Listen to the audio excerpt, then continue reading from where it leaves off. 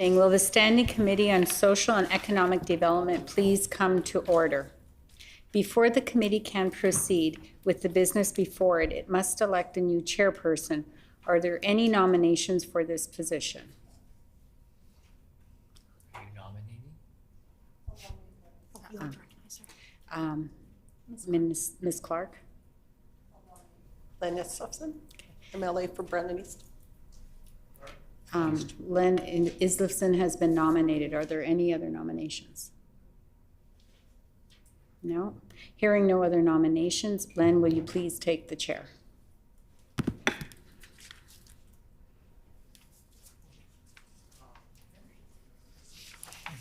And now we're on page 2.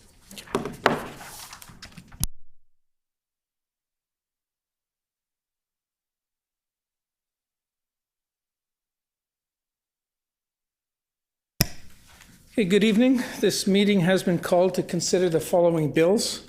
Bill number 16, the Financial Administration Amendment Act. Bill 29, the Mennonite College Federation Amendment Act. Bill number 33, the Municipal Assessment Amendment and Municipal Board Amendment Act.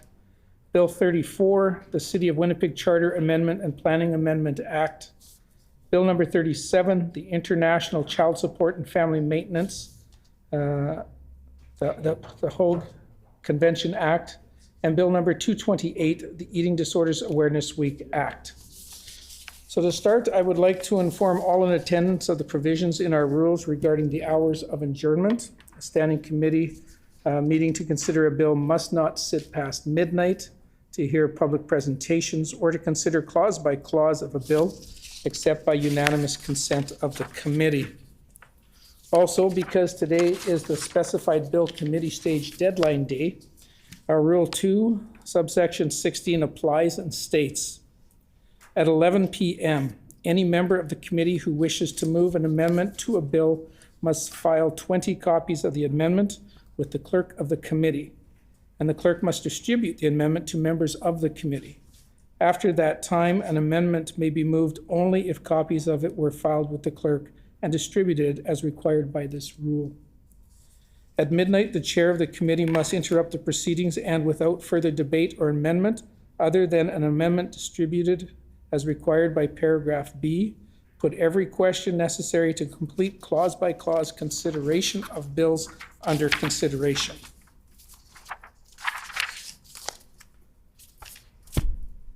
Prior to proceeding with public presentations, I would like to advise members of the public regarding the process of speaking in committee. In accordance with our rules, a time limit of 10 minutes must be allocated for presentations, with another 5 minutes allowed for questions from committee members. If a presenter is not in attendance when their name is called, they will be dropped to the bottom of the list. If the presenter is not in attendance when their name is called a second time, they will be removed from the presenters list. The proceedings of our meetings are recorded in order to provide a verbatim transcript. Each time someone wishes to speak, whether it be an MLA or a presenter, I first have to say the person's name. This is the signal for the Hansard recorder to turn the mics on and off. Also, because today is the specified bill committee stage deadline day, our Rule 2, subsection 16 applies and states, if a committee considering bills has not completed public presentations, it must close public presentations by 9 p.m. By unanimous consent, the deadline can be extended to 10 p.m. The public has the ability to provide written submissions for an additional 24 hours. Thank you for your patience, and we will now proceed with public presentations.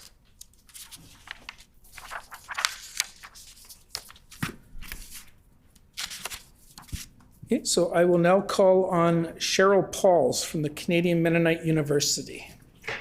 Cheryl, I would ask that you please come to the podium, and if you have anything to hand out, it should be here.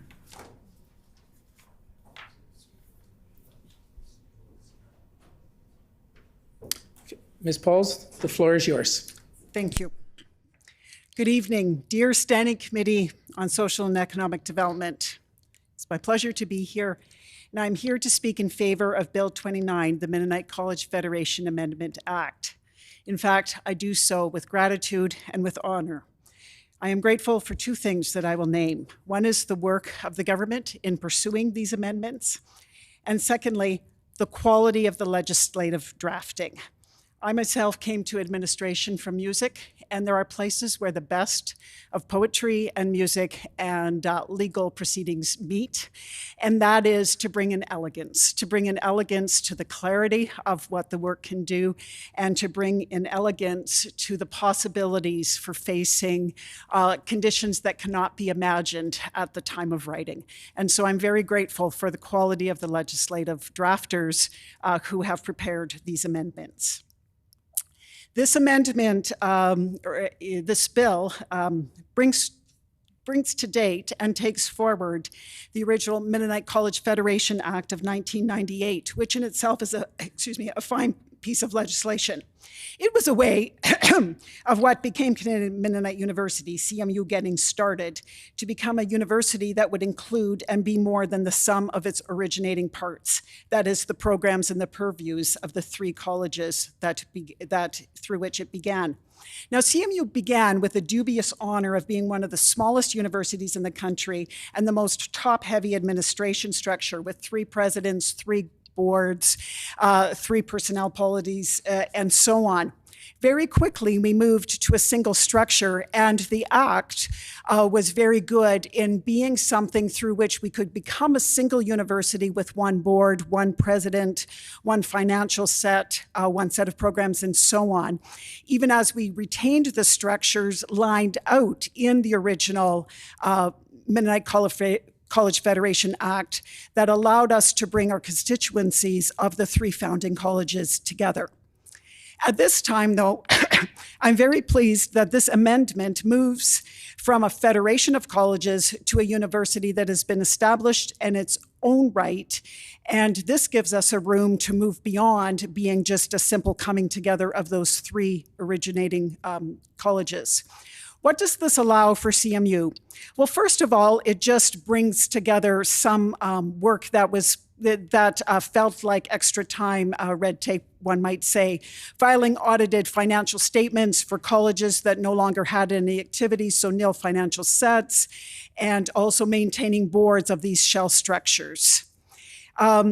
Also, with this, though, we're able to move in a way that our bylaws have been able to keep pace, and yet have brought us to a point that CMU, being a centered entity that no longer has the structure of things in its act, such as the initial board and that kind of language that allows us to move forward at this time. You will notice in this amendment that there also is a reference to repealing the Menno-Simons College Act.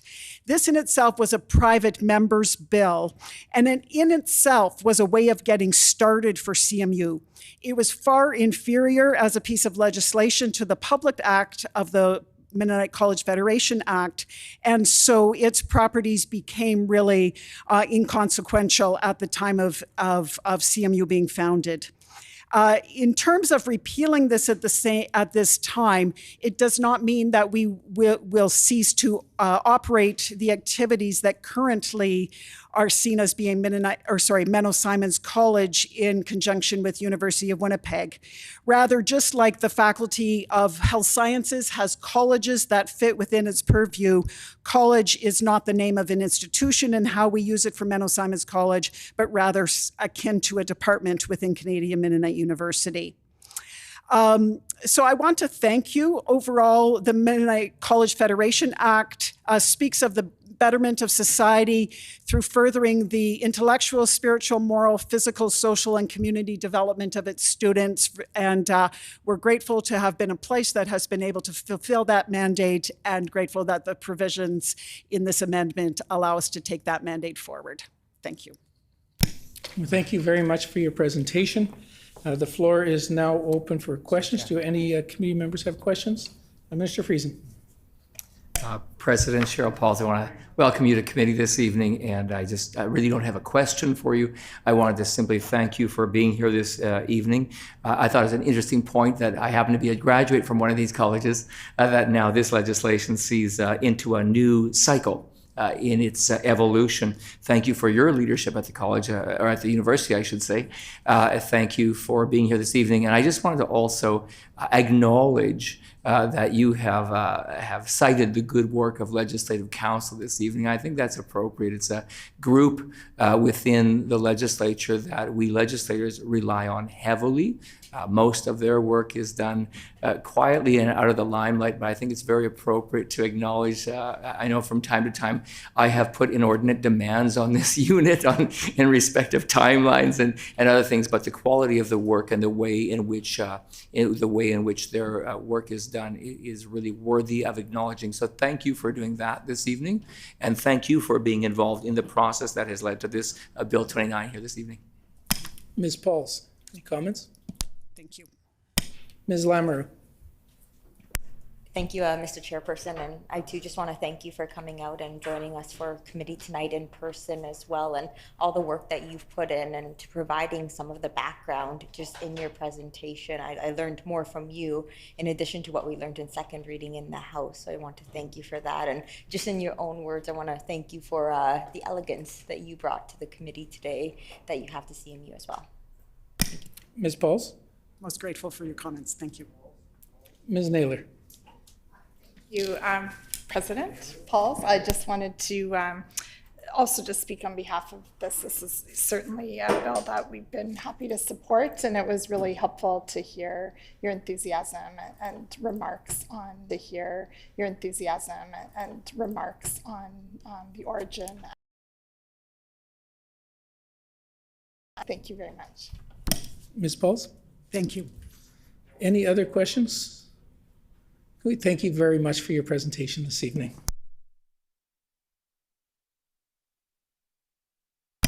Our next presenter this evening is Cam Blight, President of the Association of Manitoba Municipalities. Cam.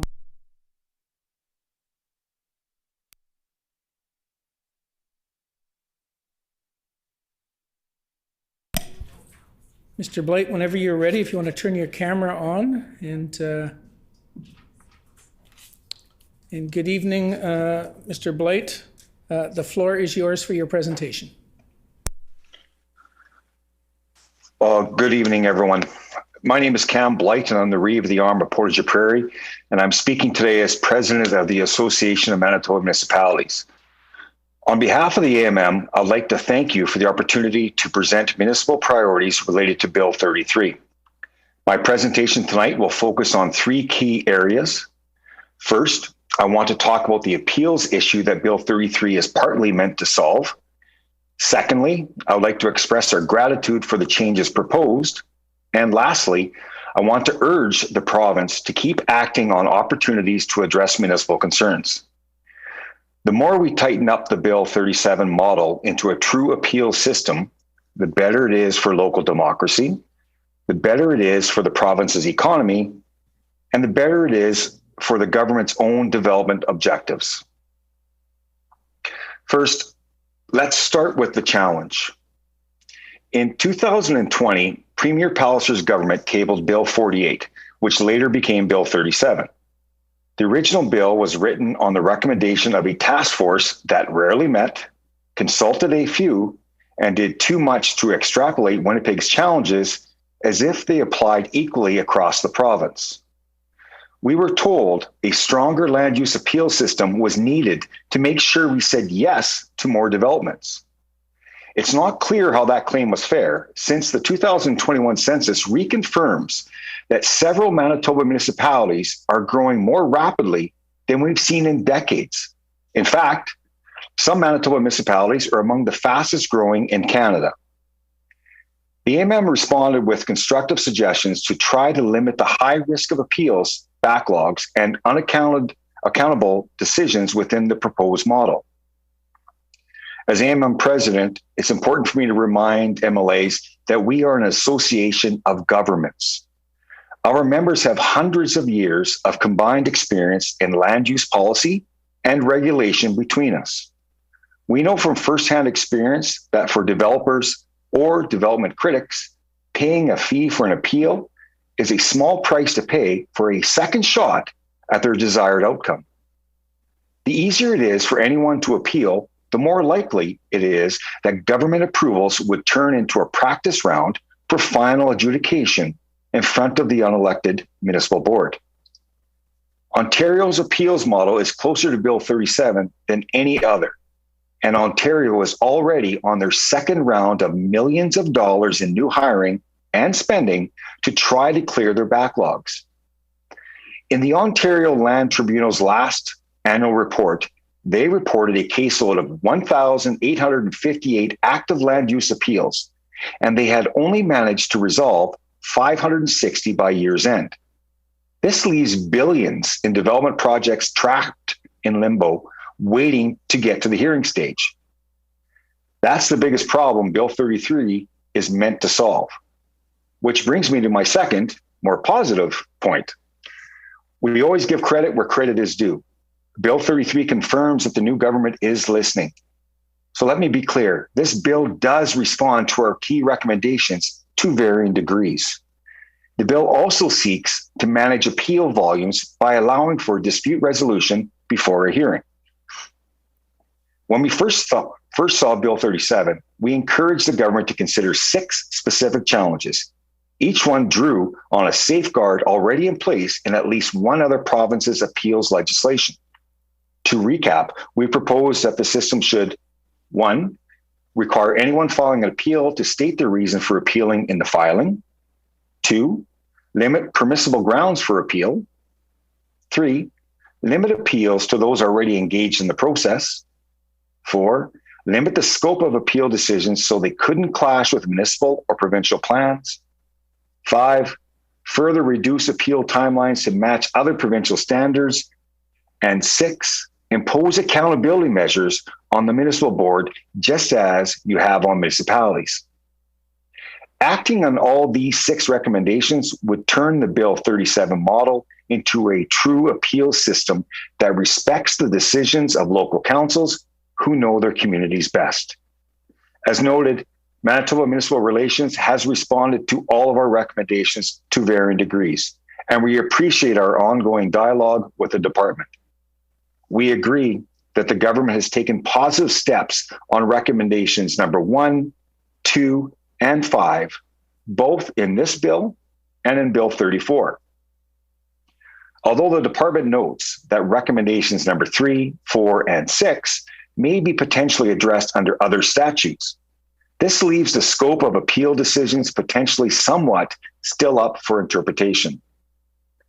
Some of these recommendations may also be further clarified under other processes at an unspecified point in the future.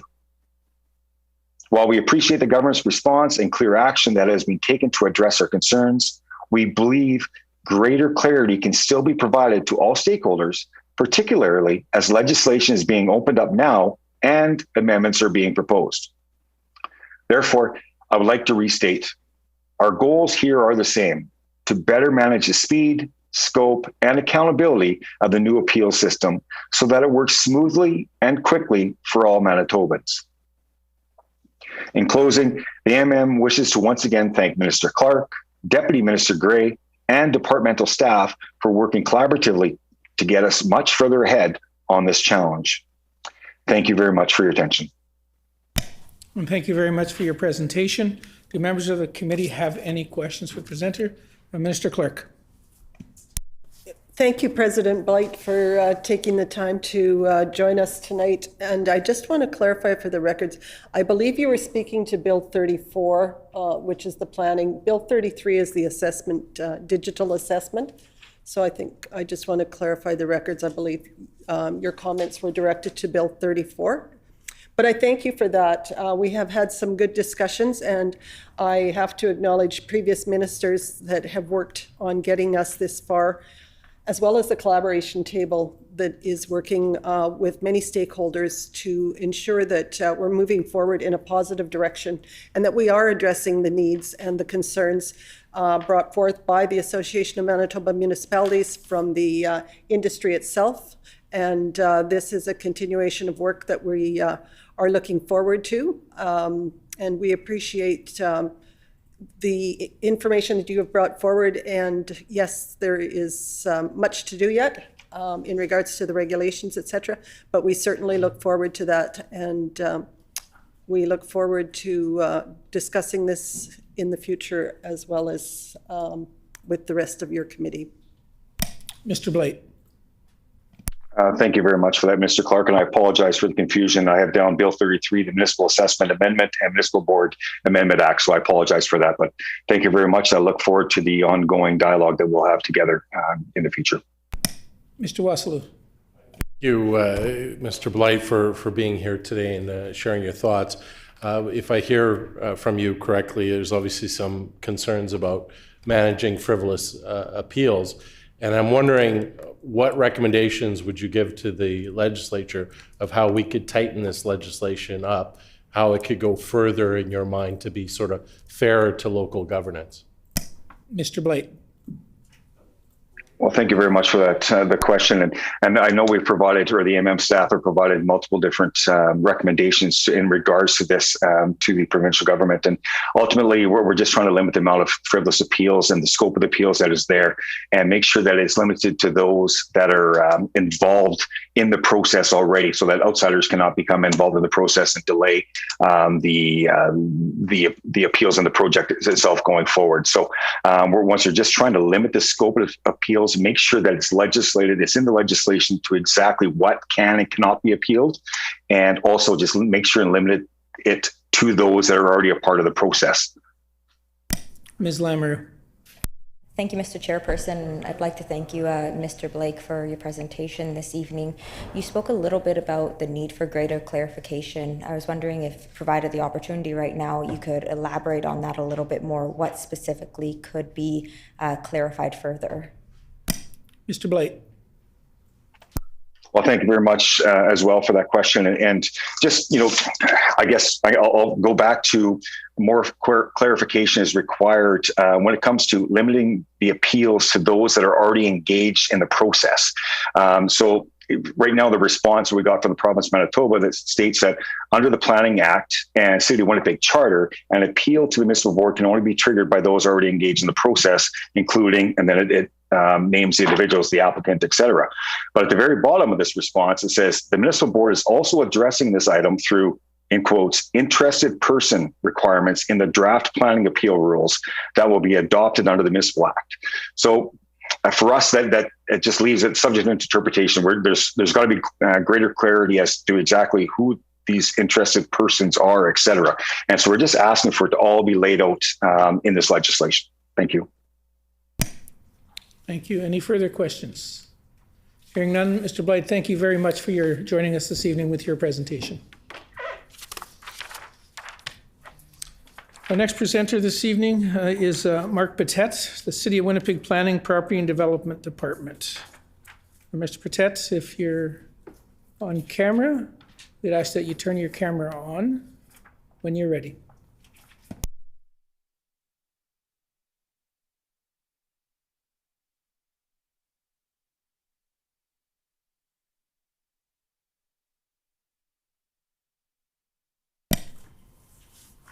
Thank you very much for joining us this evening. The floor is open for your presentation. Thank you, Mr. Chairperson. Through you, I'd like to thank yourself and the members of the Standing Committee for hearing my presentation this evening. As you've heard, I'm Mark Pite, and I'm the Manager of Real Estate and Land Development at the City of Winnipeg. This is the second time in just over a year that I've appeared before the Standing Committee. The last time was to speak to Bill 37, and when I had tried to limit my comments to our most important concerns, I still ran out of time. So tonight, I'll ensure I address our most significant concerns, and I'll start immediately by speaking to the new charter provisions pertaining to ordinary mail. Under new sections 246 sub 1.1 sub A and 275 sub 1.1, the city must provide notice by ordinary mail within 20 days of receiving a complete application for development permit or development/zoning application. For your information, I'm the city's representative on the Bill 37 working group, and in my role, I meet regularly with staff from the province. This is not a change that was raised with me prior to the tabling of this bill. Had it been raised, I would have advised that providing notice through ordinary mail will be incredibly costly, time-consuming, and unnecessarily damaging to the environment. The city issues almost 40,000 permits per year, and this requirement would be counterintuitive to our recent efforts to digitize this process. I'd like to request this provision be deleted to allow the City of Winnipeg to continue to issue this notice electronically, as provided for in the original clause that was included in Bill 37. There's nothing wrong with the existing process, so if it's not broken, why make the change? I'll also point out that this change was only to the City of Winnipeg Charter and not the Planning Act, which is contrary to the basic premise of Bill 37 and its predecessor, Bill 48, which was to ensure consistency, predictability, and alignment throughout the province of Manitoba. Similarly, another change that was not made to the Planning Act and included in Bill 34 without any prior notice or consultation is outlined under sections 234.2 sub 1 and 234.2 sub 2, which require the City of Winnipeg to pass a bylaw to establish criteria for determining when a secondary plan is required. Our citywide bylaw, Complete Communities, covers much of what is being required under section 234.2 sub 2, but not all. After this bill was tabled, the City of Winnipeg did take the time to consult with industry on this clause, and I'm pleased to advise that they're willing to work collaboratively with us on drafting a bylaw for council to consider. But this will take time. We, along with industry, respectfully request that these two sections not be proclaimed until at least June 1st, 2023. My last major concern with this bill is with section 234.4 sub 1. This clause affords the City of Winnipeg 20 days, that's 20 calendar days, not 20 business days, to determine if a secondary plan meets the requirements of the bylaw that we hope you're going to give us the time to write. 20 calendar days is not long enough for city staff to make this determination. A comprehensive secondary plan application could include hundreds of pages of information, including traffic and engineering studies, that would inform the final form of the plan. We would respectfully request this timeline be extended to at least 60 days. James Platt, a senior planner with the city and former regional manager of planning at the province, is up next, and he'll be speaking at length about secondary plans and other related planning changes. But in closing, it's evident that Bill 34 was rushed. This bill is making additional major changes to the charter while the city is still adjusting both operationally and legislatively to address Bill 37. The city has only recently been provided with a draft version of the planning handbook. The handbook is currently being updated to address Bill 37, which has yet to be proclaimed in its entirety. We're also still waiting on the promised municipal board guide. In the FAQs that were published after Bill 34 was tabled, it is stated that the City of Winnipeg was consulted. I want to be clear.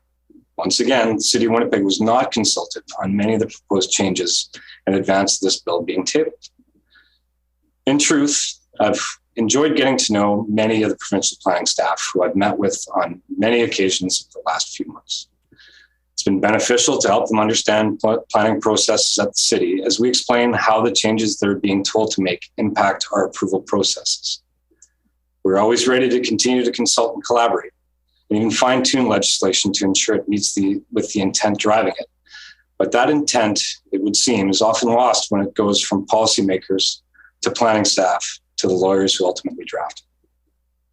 The province clearly needs time to address some of the inconsistencies in Bill 34, as well as properly consult with the City of Winnipeg and development industry. And in just over 5 minutes, I'm going to close, and I'll thank you for your time and attention. Mr. Pite, thank you very much for your presentation. The floor is open for questions. Minister Clark. Thank you, Mr. Pite, for joining us tonight. And since coming into this department in January, I have paid special attention to these two bills that are before us tonight. And I took the time to meet with other stakeholders to have discussions. And I just want to assure you that will continue. I'm going to be watching this very carefully. I indicated to the task force, the working group, that communication and transparency is ultimately imperative as we move forward on this. And I thank you for bringing your concerns forward for me to hear it personally. And I also thank the committee that's working on this with other members of staff like James Platt and other professionals in the city. So thank you once again for being here tonight. Mr. Pate? Thank you, Minister Clark. We appreciate your appointment to this portfolio and your diligence. Mr. Waslu? Thank you very much for being here. Certainly, your comments are, I think, striking a note of caution that this government needs to hear. I'm wondering, in relation to your concerns about the notice being required to be produced through the mail.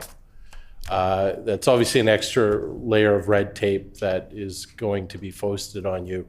Has there been any numbers run by the city of how much this is going to cost city taxpayers a year to comply with that section? Mr. Pate? Oh, sorry, Mr. Chair. It's estimated that would be between $400,000 to $600,000 in hard costs and staff costs.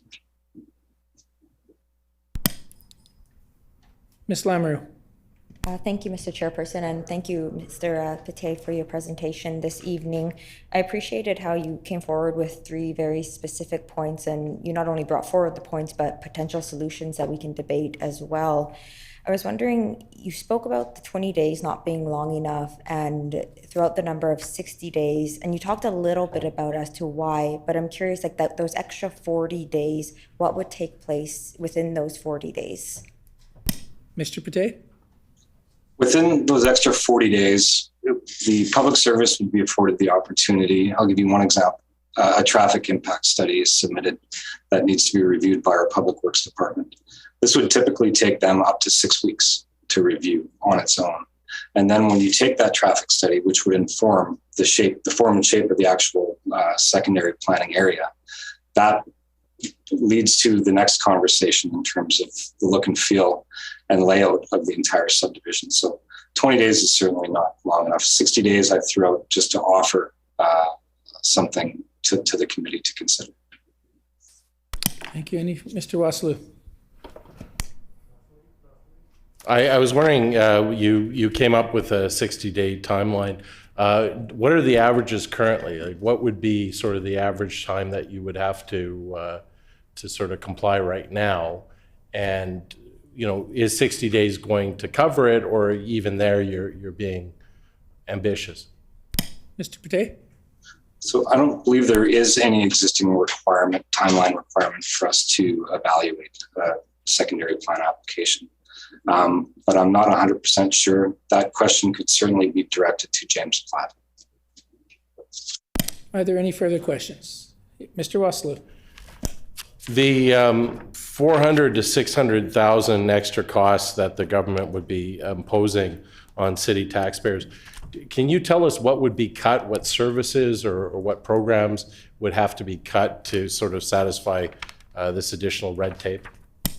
Mr. Pate? Sorry, sir, I couldn't speculate on what decisions council would make. Any further questions? Hearing none, thank you very much for your presentation this evening.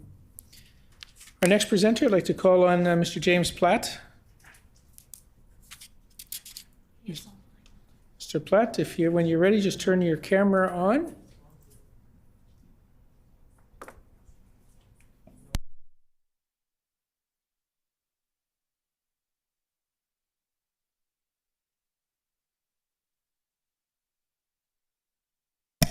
Welcome, Mr. Platt. The floor is open for your presentation. Thank you. My name is James Platt, and I'm a registered professional planner. I've been employed with the City of Winnipeg for 9 years. Prior to working at the city, I was employed by the province as the manager of the Regional Planning Office in Portage-la Prairie. I have a very strong working knowledge of both the Planning Act and the City of Winnipeg Charter. I have spent a significant amount of time reviewing Bill 34 and have some concerns. Bill 34 creates confusion by introducing a lack of clarity in a number of places, and in other instances, it creates rules which could hamper the City of Winnipeg's land use planning efforts. I propose that the City of Winnipeg and the development community be given time to work with the province to make alterations necessary for Bill 34 to function clearly and efficiently. My concerns are as follows. In the past, the city permitted developers to submit non-statutory secondary plans, which are secondary plans not adopted as bylaws. Endorsement of these non-statutory secondary plans did not require public hearings, and as such, do not have the same force and effect as secondary plan bylaws. The charter currently requires that a development proposal be refused if it does not conform with a secondary plan bylaw. However, a development proposal cannot be refused for not conforming with a non-statutory plan. Bill 34 indicates that non-statutory plans are not invalid solely because they were adopted by resolution of council. Bill 34 does not state that non-statutory plans have the same force and effect of a secondary plan bylaw. As a result, it is not clear whether development proposals must be refused when not conforming with a non-statutory secondary plan. This lack of clarity will be a little bit confusing for developers and the city and potentially the municipal board. Next, Bill 34 contains definitions for both secondary plan and secondary plan bylaw, which appear to be used interchangeably at times. In some cases, it's unclear if a section inserted into Bill 34 also applies to secondary plan amendments or even non-statutory secondary plans. This lack of clarity is certain to be a future cause of confusion for all those involved in the development industry. We propose that the province be given time to consult with the city and the development community to provide clarity on this portion of the legislation. Next, the secondary plans. Secondary plans serve to ensure the orderly development of large areas of the city. They ensure that infrastructure, including collector roads, water and sewer pipes, and drainage ponds, have the capacity to efficiently and effectively service the intended future development of a large area, often involving many landowners. Bill 34 introduces a mechanism that allows the city to require a secondary plan in support of a proposal for a zoning bylaw amendment or a subdivision proposal.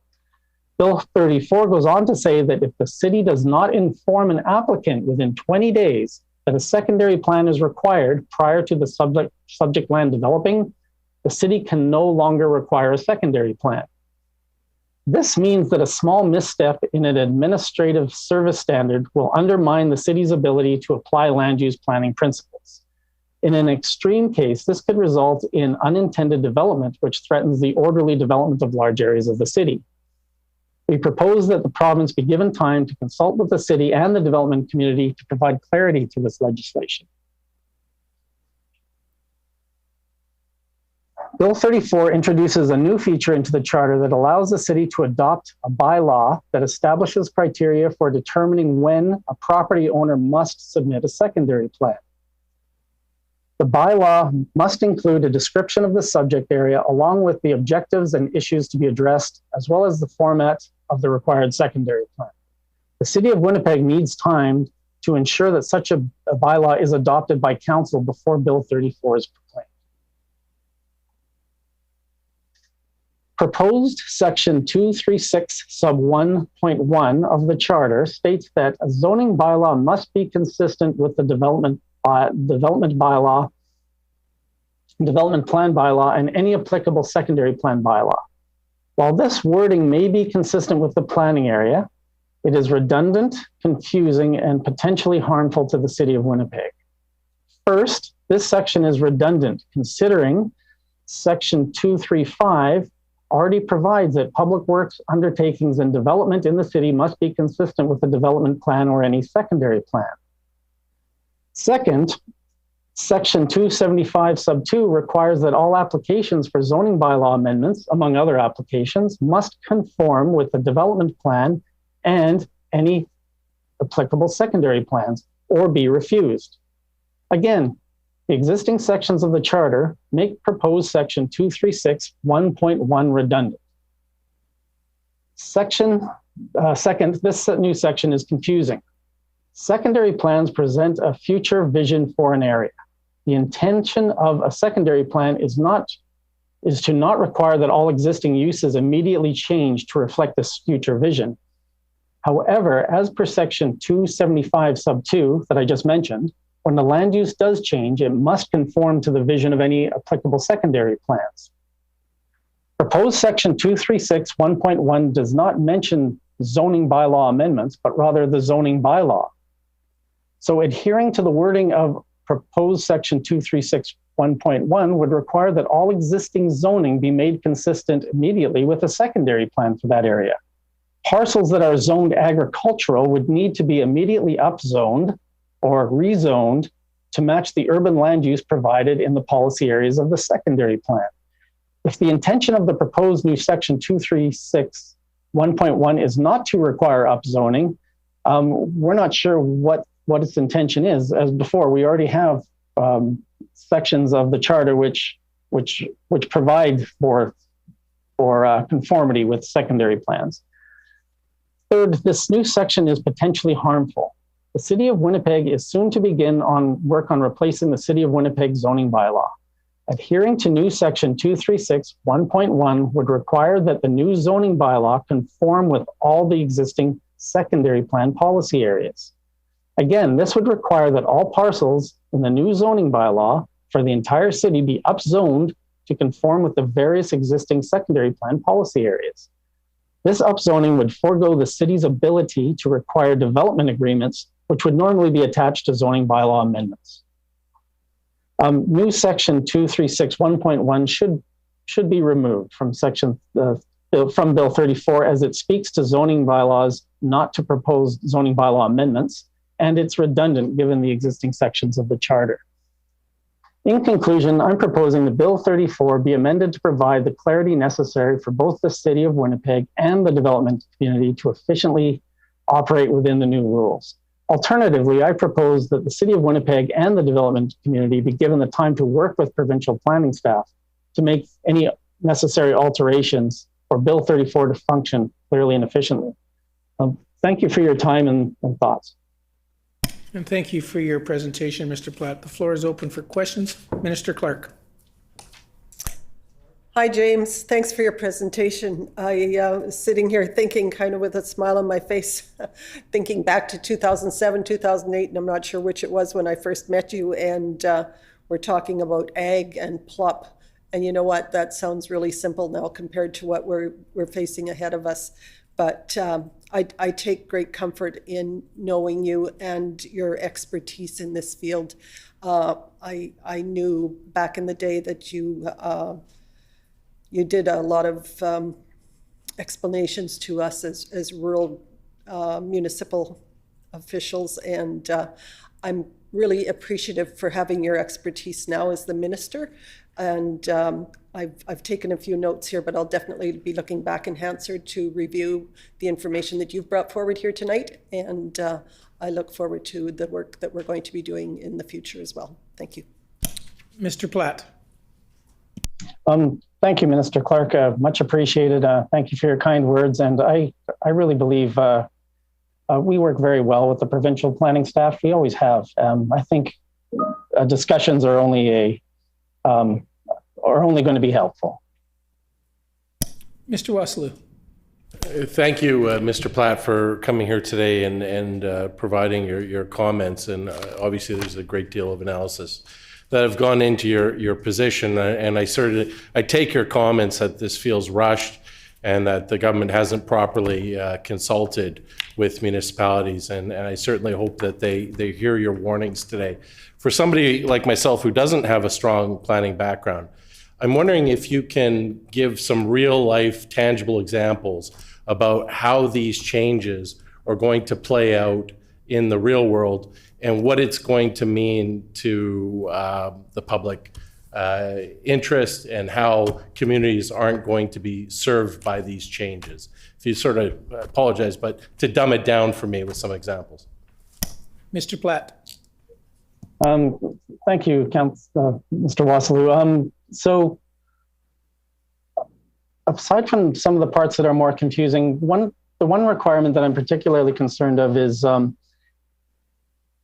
when we receive an application for a zoning bylaw amendment, an amendment to a zoning bylaw or a subdivision of land in an area that's greenfield. So consider areas that you know of the city that will one day be urban. What Bill 34 does to the letter of the wording right now if somebody in that area applies for a rezoning, so they own some agricultural land and they say, well, I'm going to go just ahead. I'm not going to wait for the secondary plan. I'm just going to do a residential subdivision in this area. Under the existing rules, we would say, I'm sorry, that doesn't conform with our complete communities bylaw. And we have to do a secondary plan for the area. Then we can go ahead with doing subdivision and rezoning. So it would be refused.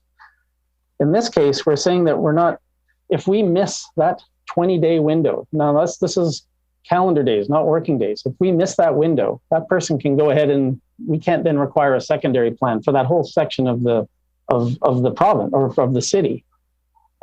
It's a punitive rule. It's unnecessarily, it's a misstep in administration all of a sudden results in hundreds of acres of land potentially being cut off by the subdivision that we can't now refuse. Any further questions? Mr. Wassilou. So if I hear you correctly, then this arbitrary 20 days could end up resulting in municipalities having to build communities or neighborhoods or developments that are not in the public interest, and the public interest won't be safeguarded. Mr. Platt? Potentially, just because, and I would say potentially because depending on where things go with a file, it could go to municipal board. It might not actually get to our council. Decisions on what's being approved might get beyond the purview of city oversight. And we do spend a lot of time figuring out where we need secondary plans and developing secondary plans for new areas to make sure that there's orderly development and capacity.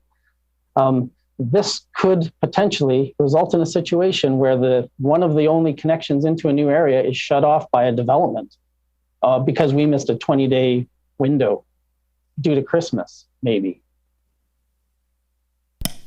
Mr. Platt, thank you very much for your presentation and for joining us this evening. So our next presenter will be on Bill 228, the Eating Disorder Awareness Week. Ms. Elaine Stevenson. And I would ask you to come to the podium. And for the committee, we have received a request. So I would ask for leave so that Ms. Stevenson could sit at the table rather than standing at the podium. Is there leave? Agreed. Thank you very much. Leave has been granted. Ms. Stevenson, please join us at the table.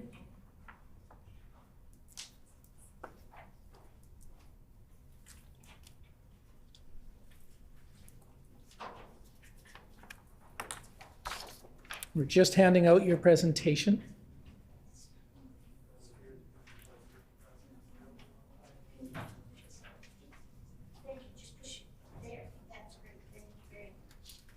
Excellent. Ms. Stevenson, welcome this evening. The floor is yours. May I start, sir? Yes, okay. I am honored and very pleased to present before the Standing Committee members in strong support of Bill 228, the Eating Disorder Awareness Week Act. I would like to express my sincere thank you to all members who voted to unanimously pass second reading of Bill 228. In particular, I want to thank Lisa Naylor for her passion and efforts in bringing this essential bill forward.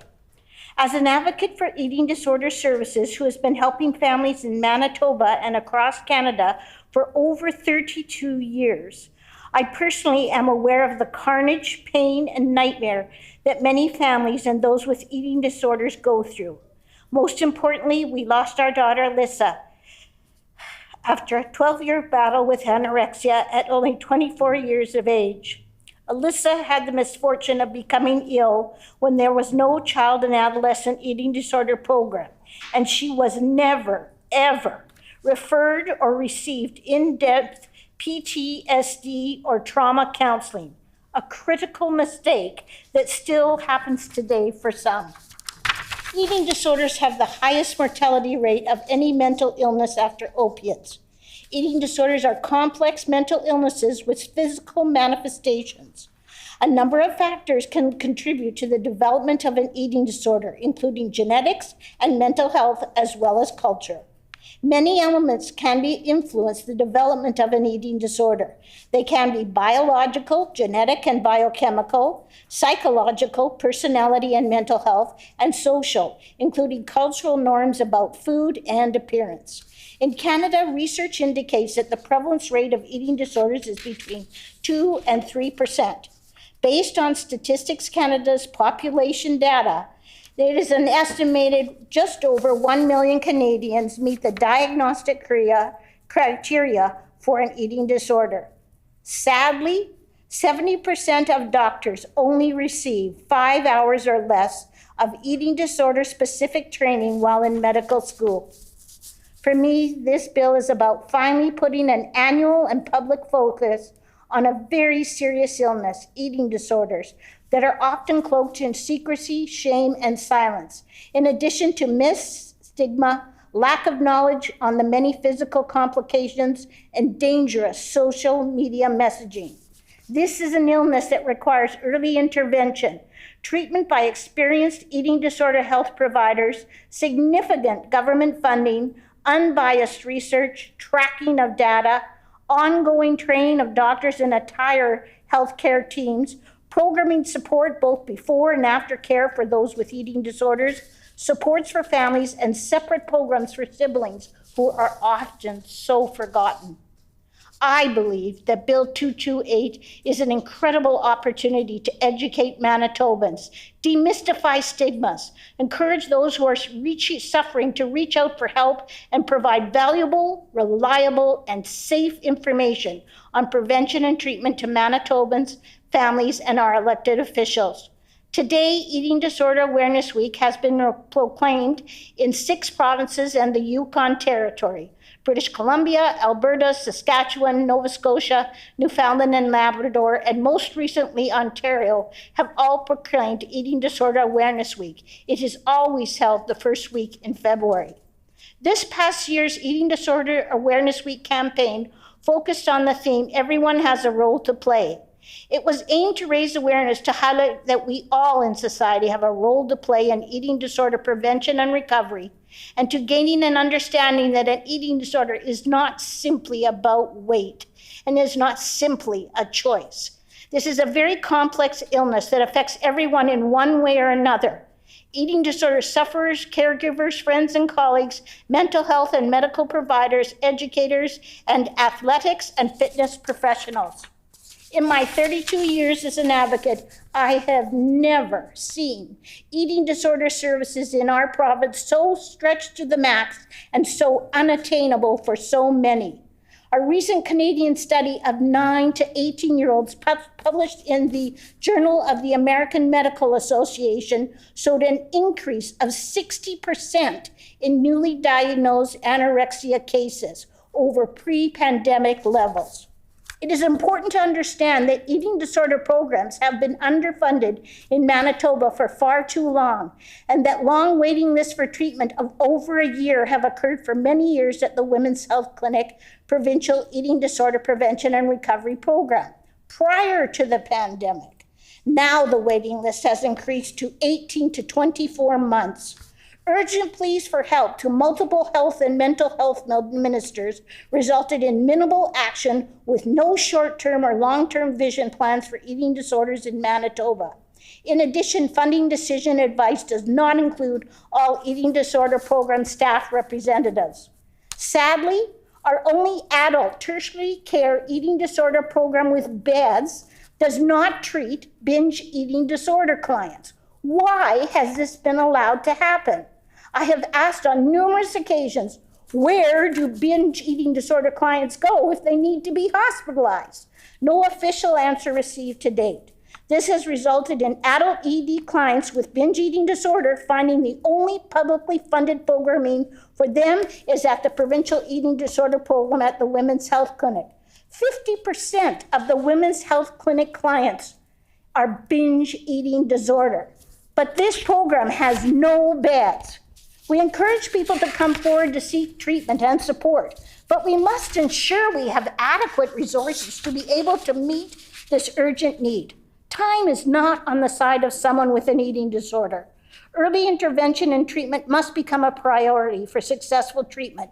We must always be cognizant of the high suicide rates and multiple mental, emotional, and physical complications of patients with eating disorders.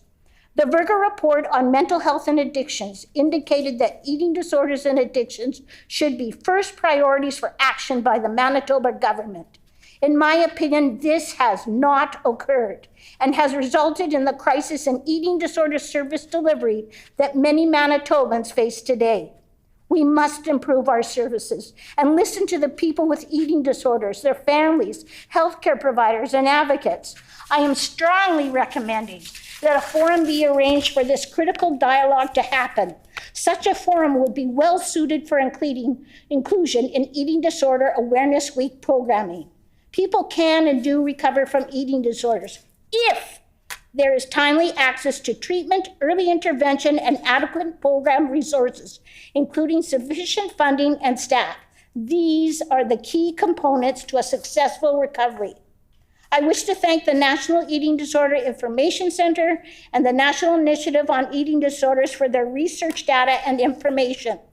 Proclaiming Eating Disorder Awareness Week in Manitoba would be an important first step in a long journey to shine a light on an illness that has been hidden in the darkness for far too long.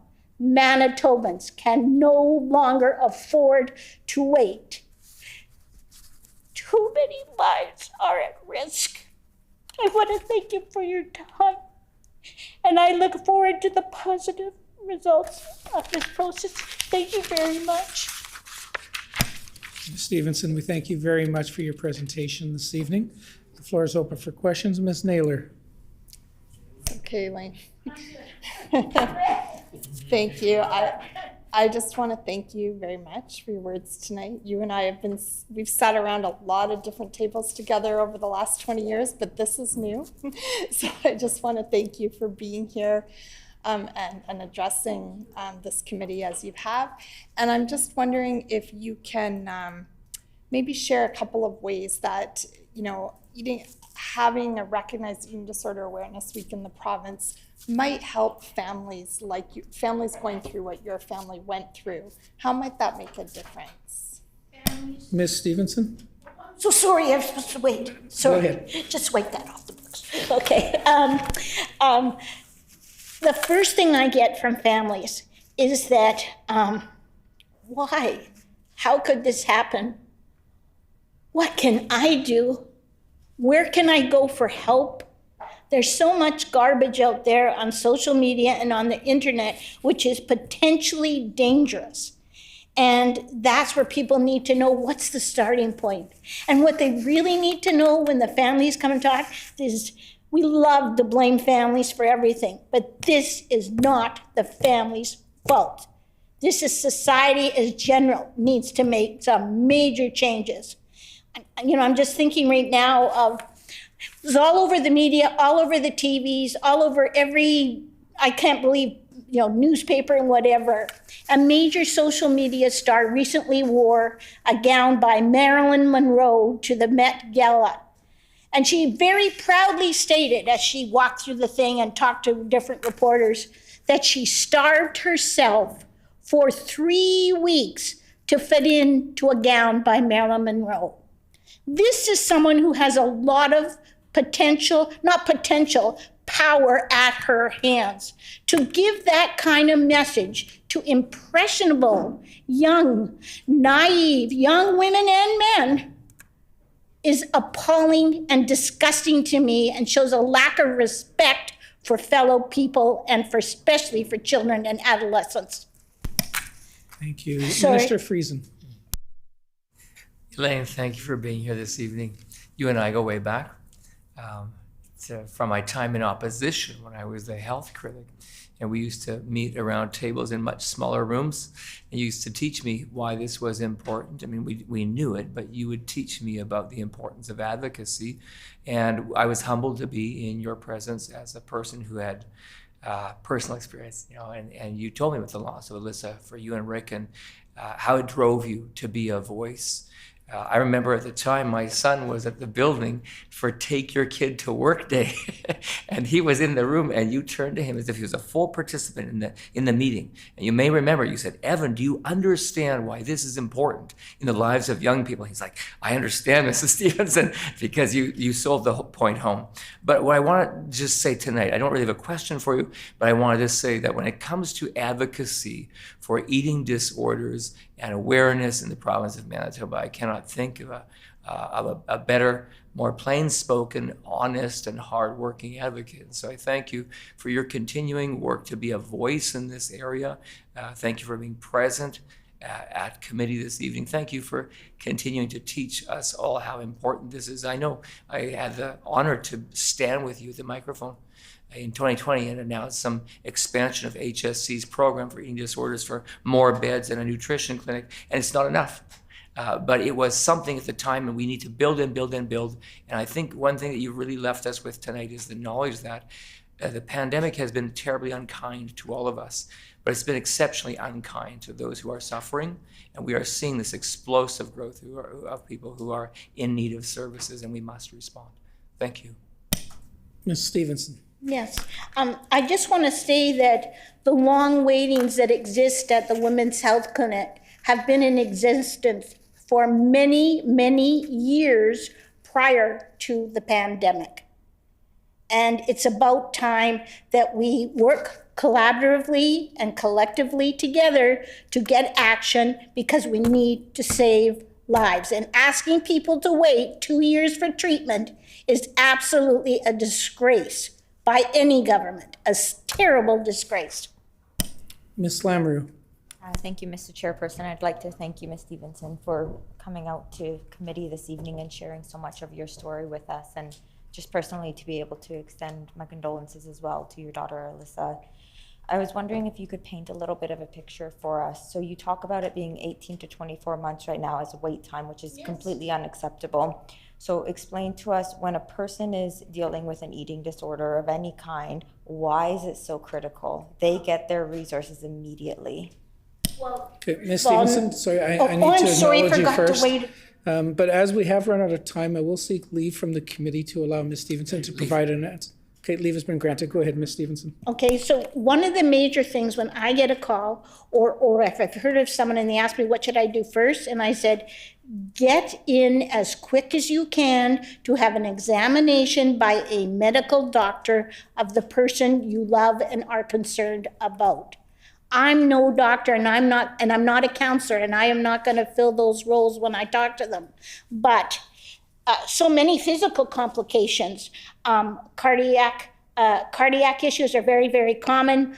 The early onset of osteoporosis, kidney failure and shutdown, imbalances in the electrolyte, which even in potassium, I can't tell you how many pills Alyssa was on, but that's absolutely critical. But at the same time, they need therapy. Once an eating disorder gets a hold of you, it is really, really hard for a therapist and counselor to get. They can, but it's a lot of work. It's so much easier for the client and their families if we get to them early on in the process. But that's really hard to do. You finally have the courage to come forward and say, and it's really hard to convince some people that they need to get treatment and they need to come forward and reach out for help. So when they finally do, and we have to say to them in Manitoba right now, oh gee, sorry, it's gonna take you 2 years to get in. Well, they may be dead by then. We can't do that anymore, and the situation keeps getting worse and worse and worse. And somebody has to act and do something. Stevenson, thank you very much for your presentation this evening. We'll now move on to our next presenter, Michelle D'Amico from the National Institution of Eating Disorders.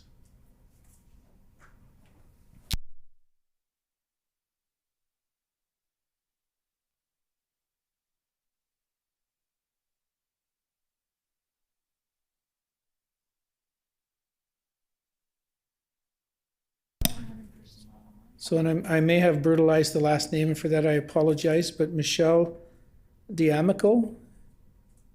Okay, hearing, not seeing Michelle. We will move her to the bottom of the list.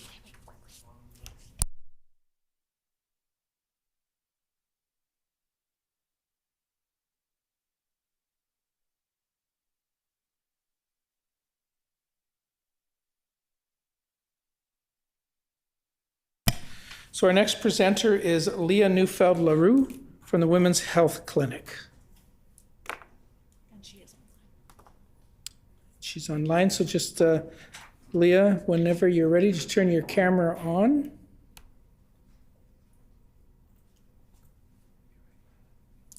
Thank you very much for joining us this evening. 10 minutes, the floor is yours. Thank you very much. So good evening, Standing Committee members. My English name is Leah Neufeld-LaRue. My spirit name is Standing White Bear, and I'm from the Eagle Clan. I'm a settler on this land, and I want to acknowledge my privilege to live, work, and play here.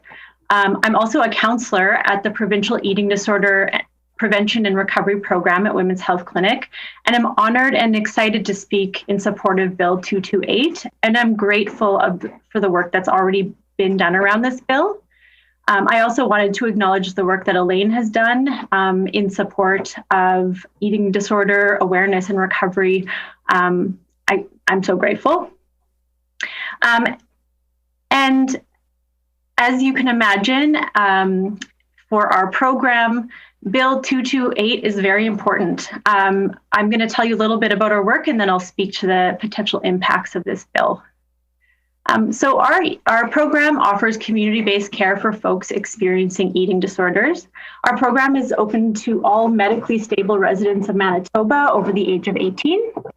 We aim to provide a holistic treatment through harm reduction lens, acknowledging that eating disorders exist on a continuum. We strive to compassionately meet clients where they're at without judgments and work to welcome folks from all races, genders, sexualities, abilities, class, religion, and body sizes. We aim to facilitate and support long-term changes for folks around their relationship with food and body, and ultimately their relationships with themselves. We work to address the underlying and inextricably linked factors that contribute to eating disorders. Things such as trauma, intergenerational trauma, systemic oppression, and diet culture. We recognize that eating disorders are more than just the desire to be thin, but rather often develop as a coping strategy that can offer a sense of control or safety in people's lives. Our program was created in 2009 in response to the growing demand for a weight-neutral, community-based, comprehensive, and accessible outpatient eating disorder treatment alternative in Manitoba. Prior to our program, there was no community-based treatment options and no services for people experiencing binge eating disorder in Manitoba. We continue to work hard to meet these growing needs, the growing needs of our program, with a relatively small program with about the equivalent of about 8 full-time staff. We currently support 116 clients in our program and have around 25 people who access our post-treatment support group, monthly support group. We offer workshops to the community around topics around body image, perfectionism, communication, and relationship to food, as well as our always well-attended family and friends workshop, which offers support for folks whose loved one is experiencing an eating disorder. Our workshops are open to anyone in the community over the age of 16 who wants to improve their relationship with food and body. People don't have to have an eating disorder to attend these workshops. We also offer consultation and support to families, healthcare providers, and other professionals around eating disorders and system navigation. The need for our services, and Elaine spoke to this, have always been greater than what we can provide. Unfortunately, this has led to long wait times. Through the pandemic, we've seen a 30% increase in calls for our service, and our wait times, which has historically been around 12 months, has grown closer to 24 months. We currently have 193 people who are waiting for our services. We did receive additional funding last fall and are grateful for that to help some of these growing needs. And while this funding has been helpful, people do continue to experience these long wait times and can feel discouraged, and they ultimately cause that increased distress. We know that treating eating disorders, it's complex. It often touches many, if not all, aspects of a person's life. And we also know that eating disorders often happen alongside other mental health conditions as well as substance use concerns. Our recent program evaluation found that our program contributed to improving clients' overall quality of life and decrease symptoms of depression and anxiety. Our clients also reported experiencing positive and calm relationships with food in their body, as well as increased self-compassion, as well as more coping skills that can help serve them, not just with recovery, but also in their lives in general. So given our work, what would this bill mean to us? For us, it would mean the potential for greater awareness in the public around what is an eating disorder, a mental health diagnosis that is drastically underreported while continuing to be one of the most fatal. It would mean building a greater understanding of the fact that eating disorders impact people of every gender, race, age, ability, and socioeconomic class, not just the smaller bodied, white, cis women and girls that we once did. In fact, we know that eating disorders disproportionately impact trans, non-binary, two-spirit, queer, Black, Indigenous, and racialized folks.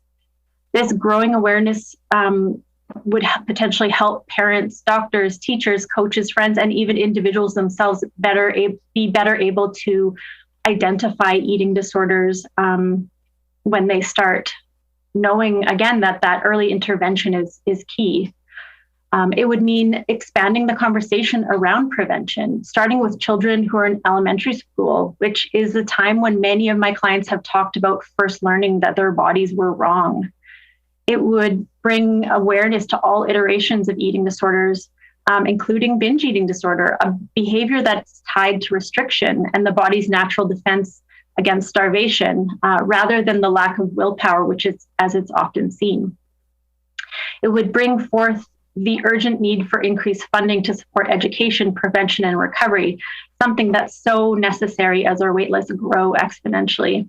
We are grateful, again, for the funding we have received, but the need continues to grow. Growing awareness around eating disorders might ensure that people can receive accessible, timely, culturally safe care. It would help to support the expansion of eating disorder supports, as the vast majority of eating disorder treatment programs are centered in Winnipeg. This growing awareness would bring eating disorder education, prevention, and recovery knowledge to folks who live in the north and in rural parts of Manitoba. It would potentially bring a growing awareness to the dangers of diet culture, culture that teaches us that some bodies are deemed worthy and some are not. It would provide space for communities and service providers to talk about the relationship between anti-Black and Indigenous racism and the experience of eating disorders, as well as the experience of poverty, white supremacy, and colonization has caused folks to experience a disconnection from their mind and body and spirit, interrupting their relationship with the land, with food, and with community. This bill, if passed, has the ability to open the doors for great things, not the least of which is saving lives. I thank you for your time in considering this bill. By passing Bill 228, you too can play a part in bringing awareness to eating disorders, improving the lives of countless Manitobans. Thank you.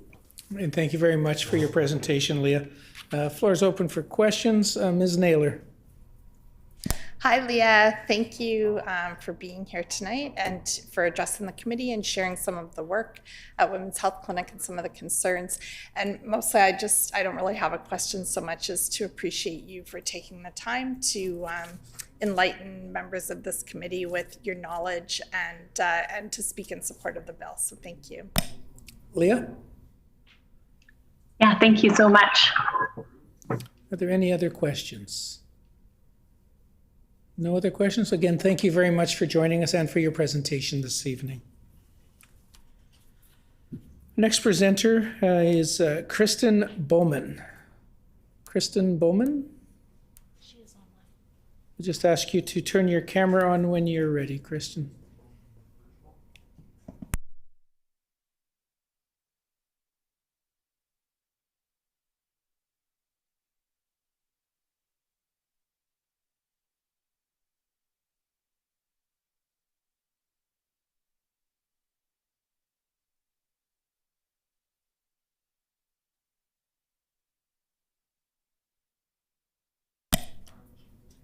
Good evening and welcome to committee. You have 10 minutes. The floor is yours. Okay, thank you. Apologize. I'm just going to bring it up here.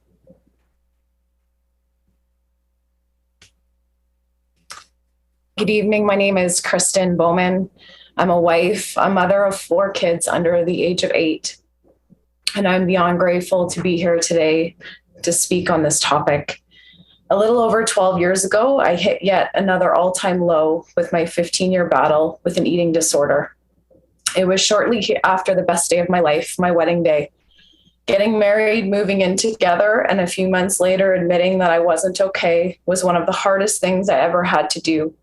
Up until the moment, I thought I was in control of it. I thought it was a choice I was making to be thin, and I believed that I could keep it from my loved ones. I didn't realize until that moment that I wasn't in control. My eating disorder was, and I was scared. A few months later, it was my husband that found out about the program at the Women's Health Clinic. He signed us up for a Saturday workshop to check it out and ease me into the idea of attending the 2-year program. I was scared, ashamed, embarrassed, and desperate for help and freedom from it.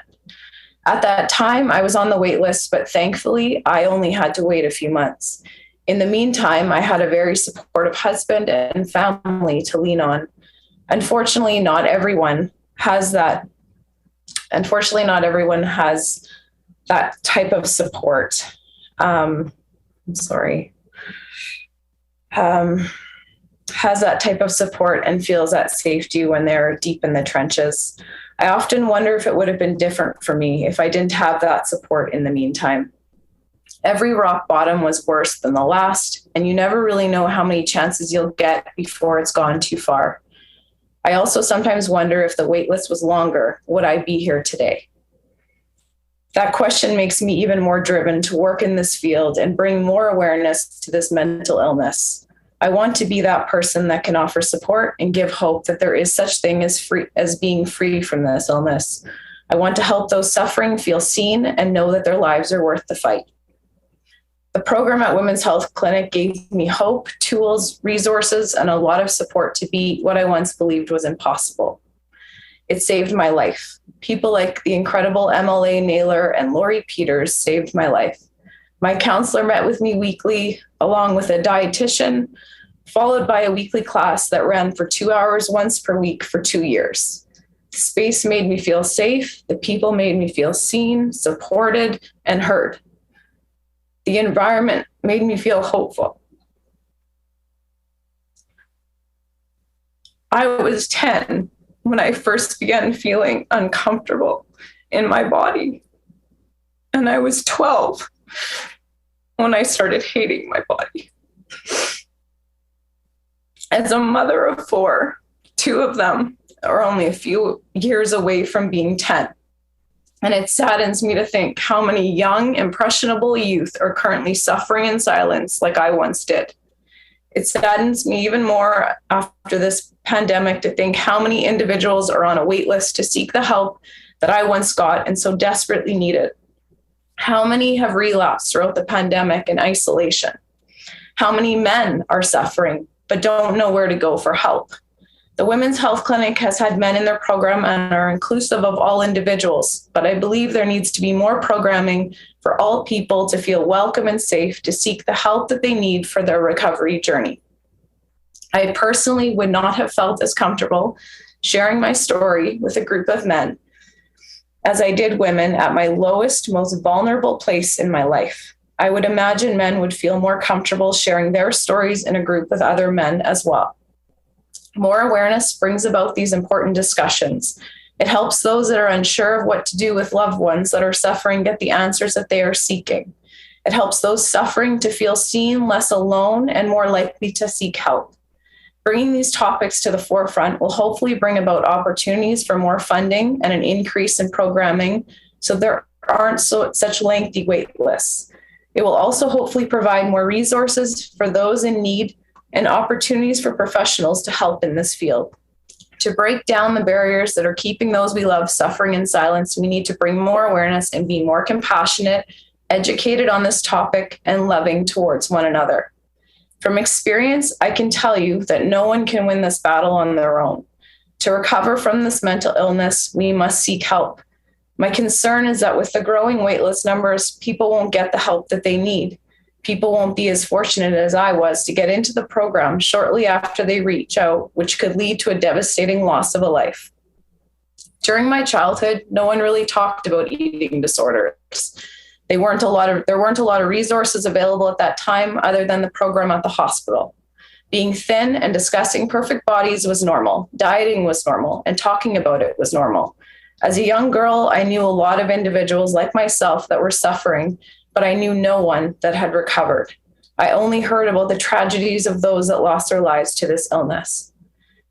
We as humans are born to help, share, and connect with others, but somewhere along the way, we are taught to keep our problems private, act like we have it all together, and play victim to our struggles. When we finally have the courage to open up and share our stories with others, vulnerability connects us and gives permission to others to share their stories too. Sharing releases and lifts the weight from us and allows us to no longer feel alone. We desperately need more programming for this illness. We desperately need more funding and professionals to help in this field. As I mentioned above, it took me 15 years of absolute hell to finally seek help.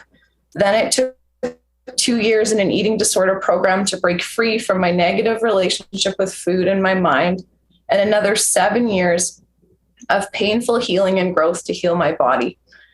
My journey is my own, and not everyone's will look this way, but we need to speak up, drop the shame, and have these conversations. I'm here today, 10 years since completing the program at the Women's Health Clinic, recovered, healthy, happy, and working towards becoming a counselor in this field to give back and be that support for others. I owe so much of this to the staff at the Women's Health Clinic that provided me the support and resources that I needed to beat it once and for all.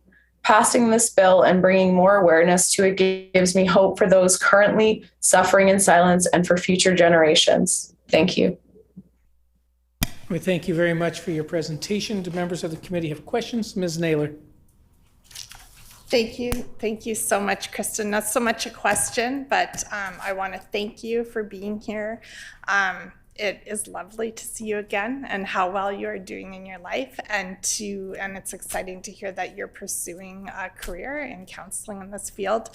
I'm wondering, I guess I do have a question, is that if there's anything more you want to say about how an Eating Disorder Awareness Week might make a difference, like in the lives of your own children and in other folks that you know, how could this help increase awareness, or how might it make a difference? Ms. Bowman. I believe by being talked about more regularly, and individuals such as kids as young as my kids are, because I was only 10 when I started to be affected by things I was seeing more often than not on the TV. I'm seeing across social media. Kids are seeing these things so young now. Social media is something that is, as Elaine mentioned earlier, it is so terrifying.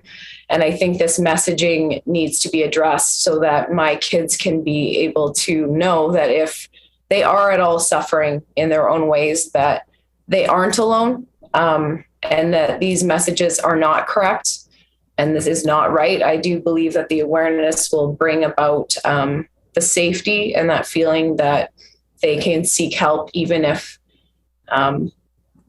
they're scared. I didn't feel like that help was there. So I feel like it would make a big difference, just even just having more spaces to go, more groups to be had, would just, I believe, make such a difference in Manitoba. Thank you. Do other committee members have any questions? Hearing none, thank you very much for joining us this evening with your presentation.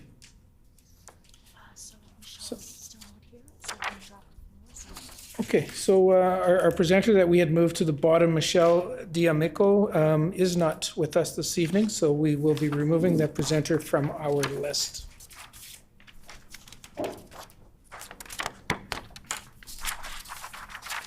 So for the committee, in what order does the committee wish to proceed with clause-by-clause consideration of these bills? Mr. Chair? Minister Friesen. I would suggest we proceed on the same sequence as the bills are listed on our agenda.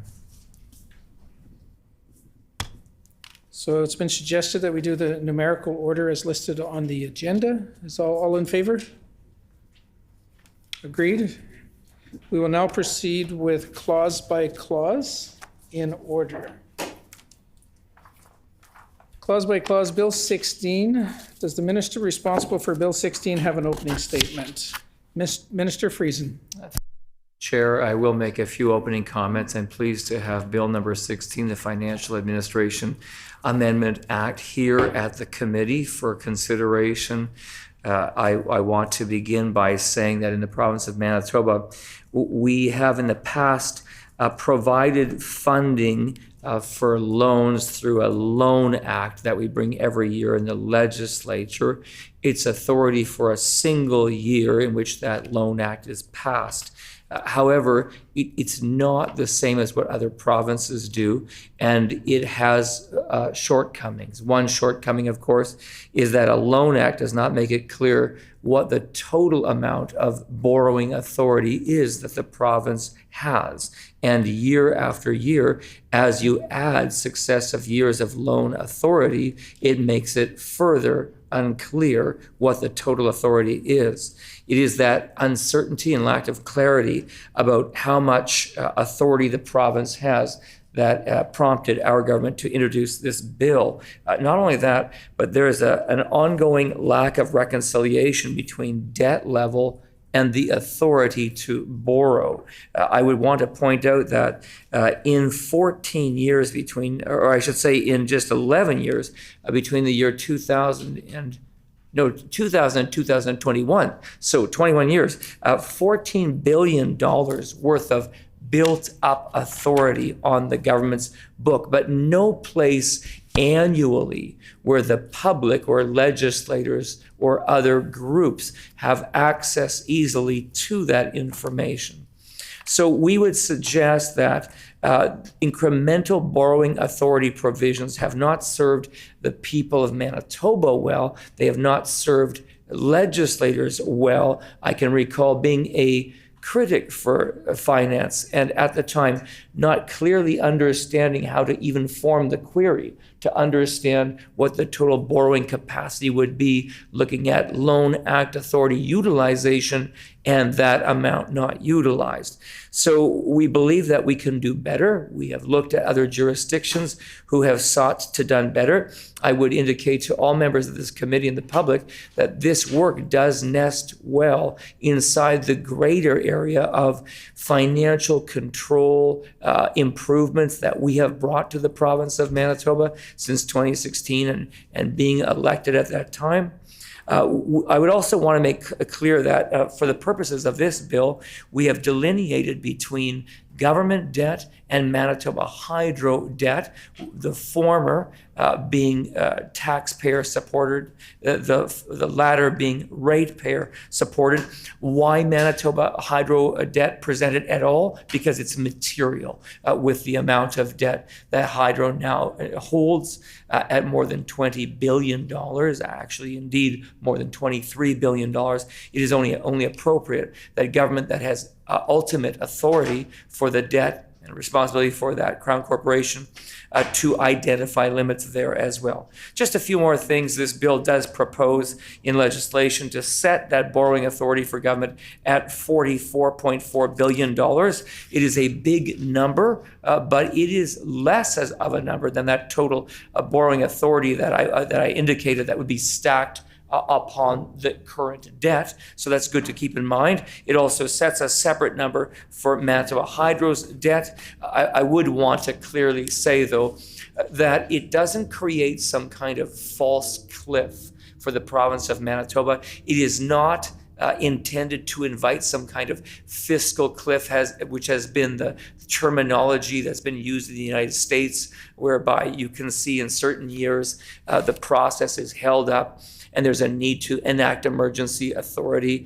Instead, this is meant to create visibility, to set an appropriate maneuverability for a government in respect of its need for authority, not just in 1 year, but also in respect of the next year's authority prior to the passage of a budget. So there's some need to create that additional capacity, and indeed additional capacity as well for emerging or exigent circumstances. The government needs the ability to respond to things like pandemics and forest fires and floods and Ukrainians when they need to come to Manitoba to resettle because of global conflict and a war that no one wanted.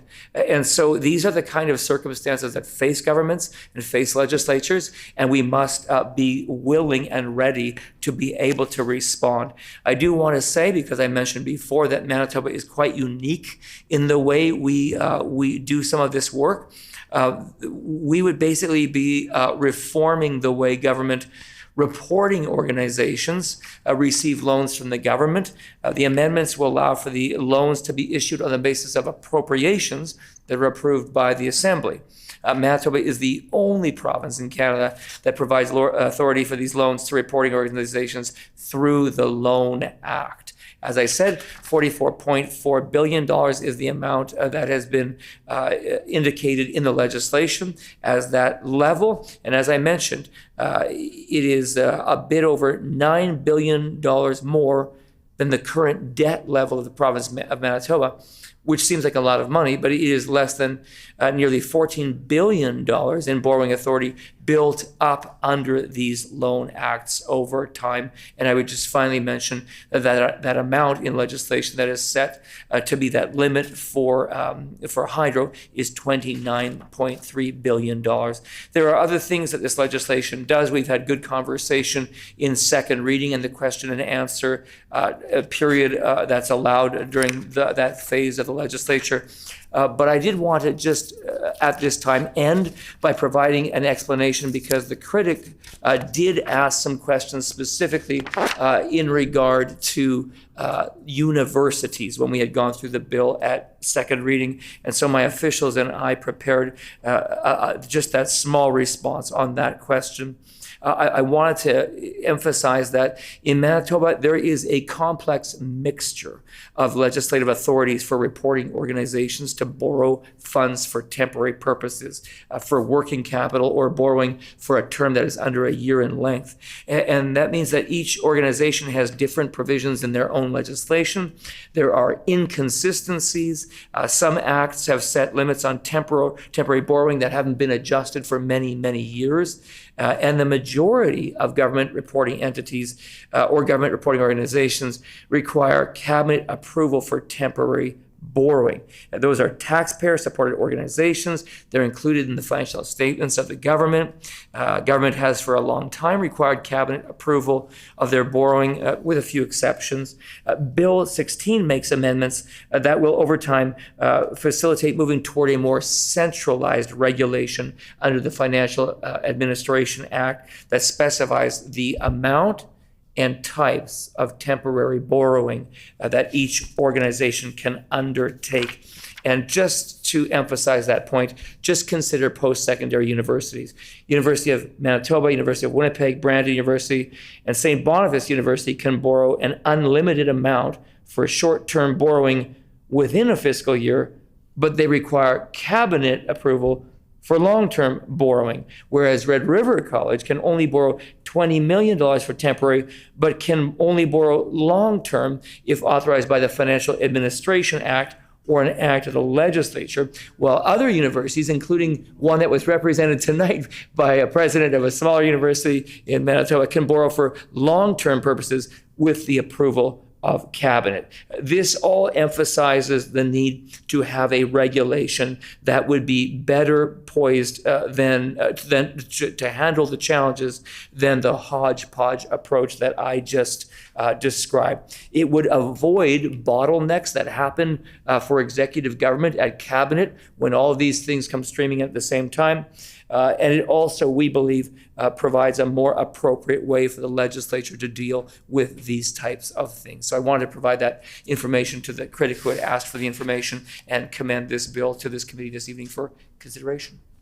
And we thank the minister for those comments. Does the critic of the official opposition have an opening statement? Mr. Wasilou. When it comes to financial administration and transparency, the PC government has shown time and time again that they can't be trusted. They've received qualified audit opinions from the Auditor General for years because they refuse to follow the rules. And while it's good that this legislation requires estimates of expenditures to be tabled, it's embarrassing that they've had to set rules for themselves after failing to do so in the past. Tabling of estimates was a long-standing practice that shouldn't have required legislation. As well, Bill 16 doesn't specify which sub-appropriations have to be included in the estimate books, and we can't trust that a government will provide them. Over the past several years, the estimate books have been gutted so that they provide less information, reducing transparency. We certainly have concerns. It seems to be a theme with this government that they engage in performative politics. They bring in pieces of legislation which are meant to virtue signal to their various bases, but don't really add anything to the public. And we only have to look at the balanced budget legislation as an example of farcical legislation that we've had to endure in Manitoba. It seems that this government is adding to that canon with this bill. The minister quite reasonably and fairly says this is not a debt ceiling bill.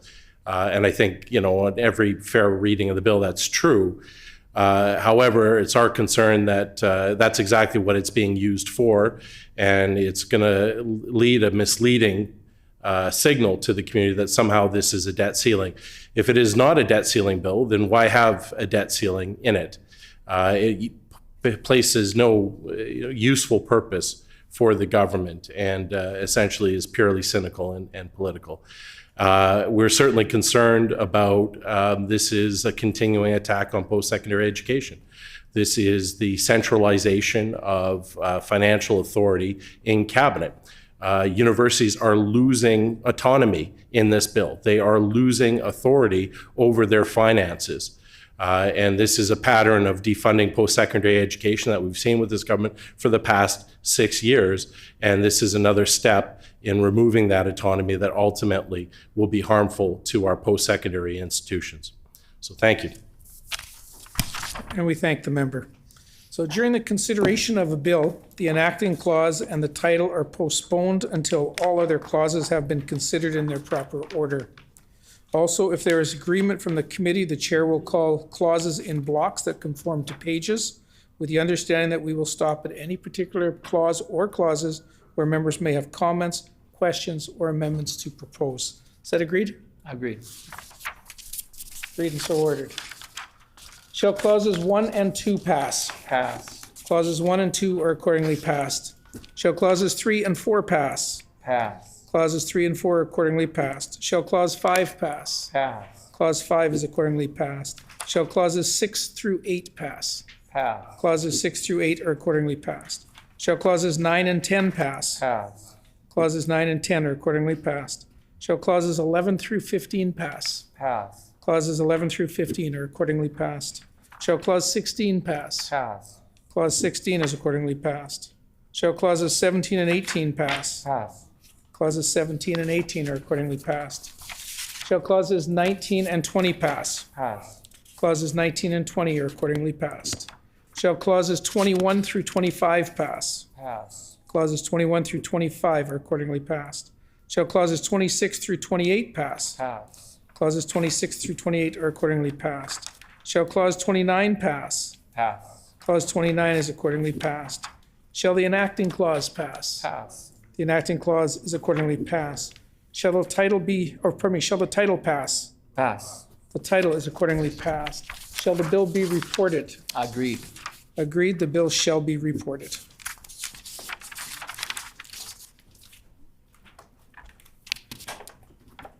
We'll now move on to Bill 29, the Mennonite College Federation Amendment Act. Does the minister responsible for Bill 29 have an opening statement? Minister Reyes. Mr. Chair, good evening, everyone, and thank you, Mr. Chair. I'm pleased to be joined by my Deputy Minister, Eric Sharon, along with my Special Assistant, Major Sharma. I'm happy to hear all committee members are supporting Bill 29, the Mennonite College Federation Amendment Act. As you heard from President Cheryl Pauls, this bill will modernize the legislative framework of the Canadian Mennonite University and support its effective governance. The Canadian Mennonite University has requested these changes be made to reflect the evolution of the Mennonite College Federation into the Canadian Mennonite University and support the operational needs of the institution. The current governance structure of Canadian Mennonite University consists of a Canadian Mennonite University Council and Board of Governors. This structure is outlined in the bill, and the act is retitled the Canadian University Act to reflect the shift to a single university. Our government is committed to ensuring high-quality post-secondary for all Manitobans and is pleased to support Canadian Mennonite University in these necessary updates to the institution's legislative framework. Thank you, Mr. Chair. And we thank the minister. Does the critical official opposition have an opening statement? Ms. Naylor. Lieu of the critic. Thank you. This bill formally merges the Canadian Mennonite Bible College, Concord College, and Simons College with the Canadian Mennonite University. These three colleges began coordinating their activities to become a federation in the late 1990s, and in 2000, the Canadian Mennonite Bible College and Concord College located together on a common campus at 500 and 600 Shaftesbury Boulevard. All of the partners amalgamated into a single university known as CMU in 2003, and CMU became a member of the Association of Universities and Colleges of Canada in 2008. During this transition, the partners to this arrangement maintained their own separate governance and oversight. The legislation proposes to bring the partners of this arrangement together under one governing structure as the Canadian Mennonite University. Allowances are included to ensure things like estate donations to the old institutions carry forward to Canadian Mennonite University. We've spoken with leadership at the Canadian Mennonite University to get a better sense of their needs and to understand this legislation. It's our understanding that the colleges have been coordinating their governance activities already for some time, and so the proposed legislation formalizes this process. We're proud of Manitoba's Mennonite heritage. It has been nearly 150 years since Mennonites first came to Manitoba, and since then they've become an integral part of our province. I wish the Canadian Mennonite University success, and I thank them for their contribution to provide stellar post-secondary education in Manitoba. And we thank the member. So again, during the consideration of a bill, the enacting clause and the title are postponed until all other clauses have been considered in their proper order. Also, if there is agreement from the committee, the chair will call clauses in blocks that conform to pages, with the understanding that we will stop at any particular clause or clauses where members may have comments, questions, or amendments to propose. Is that agreed? Agreed, and so ordered. Shall clause 1 through 3 pass? Pass.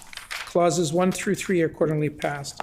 Shall clauses 4 and 5 pass? Pass. Clauses 4 and 5 are accordingly passed. Shall clauses 6 through 9 pass? Pass. Clauses 6 through 9 are accordingly passed. Shall clauses 10 and 11 pass? Pass. Clauses 10 and 11 are accordingly passed. Shall clauses 12 through 14 pass? Pass. Clauses 12 through 14 are accordingly passed.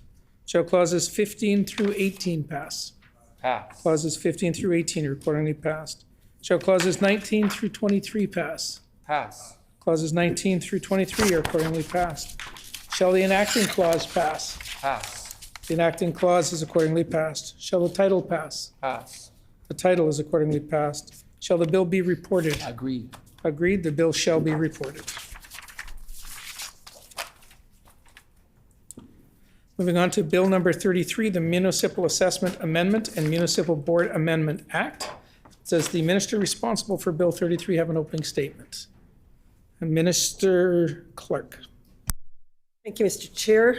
I'd really like to thank everybody that came out tonight to present on Bill 33, and also thank those who provided input and analysis to the department as they've been working on this legislation.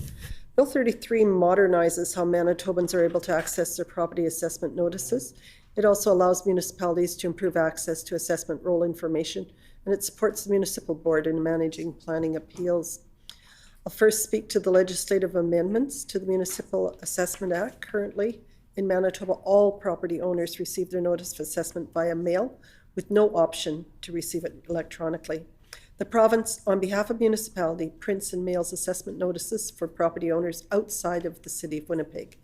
Bill 33 will enable the province to send electronic assessment notices to property owners outside the City of Winnipeg. It will also enable the City of Winnipeg to do the same, should they choose to in the future. An electronic assessment notice will replace paper notices if Manitobans opt in to receive an electronic. Property owners will be able to access and save an electronic version of their notice in place convenient for them. Migrating property owners to electronic services, along with a reduction in the print services offered, represents a significant opportunity to improve client service and information accessibility for property owners.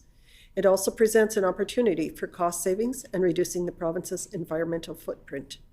I encourage all Manitobans outside of Winnipeg to sign up at manitoba.ca/myproperty to receive assessment notices electronically and for Winnipeggers to watch for changes that Winnipeg may choose to make.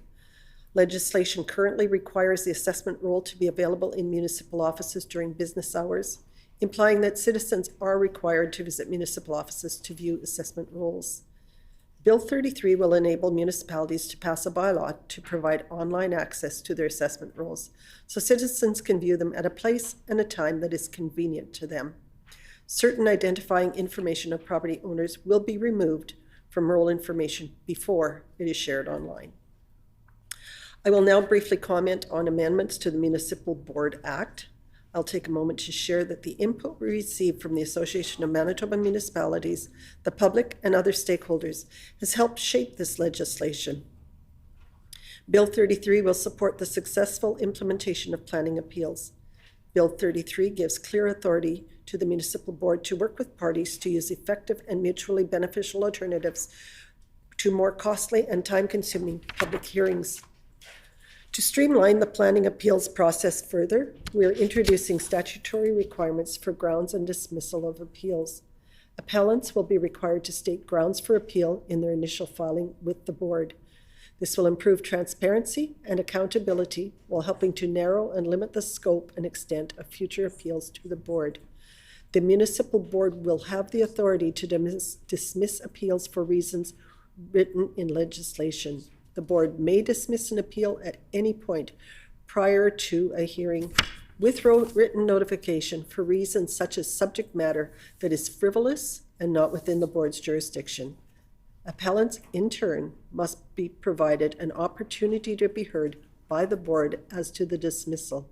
I'm pleased to highlight these legislative changes that, once enacted, will enable the municipal board to manage planning appeals effectively and efficiently. I would like to thank our stakeholders, such as the Association of Manitoba Municipalities and Manitoba Municipal Administrators, for their important ongoing contributions and dialogue with the department. We're proud to introduce this legislation, which responds directly to the feedback on Manitobans. Thank you, Mr. Chair. And we thank the Minister. Does the critic from the official opposition have an opening statement? Mr. Wasilou. This bill makes amendments to the Municipal Assessment Act and the Municipal Board Act. Bill 33 enables a municipality to post assessment information online and allow permits and documents to be sent electronically. We understand that the move to online platforms can mean more convenience for many, but we need to ensure that these changes are widely accessible as possible, for example, for those with limited technology. This bill extends the statutory time limits for up to 60 days for municipal boards to hear and determine a matter. We understand that it also gives the municipal board the power to dismiss a matter without a hearing. We're worried about how this power will be used. It's clear that these changes were brought in as a result of previous legislation passed last year in the form of Bill 37, the Planning Amendment, and City of Winnipeg Charter Amendment Act. We remain concerned about the changes to Bill 37 ushered in as it took away decision-making from communities and placed it in the hands of a provincially appointed municipal board. We're also concerned that it will result in far too many matters being taken to municipal board and that developers will be favored over local governments since they have the ability to appeal municipalities' land use decisions. Bill 33 does not change the real problem, and that problem is last year's Bill 37, a bill met with universal opposition from affected municipalities. I'd like to, all right, thank you. And we thank the member. Pardon me. So during the consideration of a bill, the enacting clause and the title are postponed until all other clauses have been considered in their proper order. Also, if there is an agreement from the committee, the chair will call clauses in blocks that conform to pages, with the understanding that we will stop at any particular clause or clauses where members may have comments, questions, or amendments to propose. Is that agreed? Agreed. Agreed and so ordered. Shall clauses 1 and 2 pass? Pass. Clauses 1 and 2 are accordingly passed. Shall clauses 3 through 7 pass? Pass. Clauses 3 through 7 are accordingly passed. Shall clauses 8 through 10 pass? No? I hear a no. Okay, so shall clause 8 pass? Pass. Clause 8 is accordingly passed. Shall clause 9 pass? Pass. Clause 9 is accordingly passed. Shall clause 10 pass? No. I hear a no.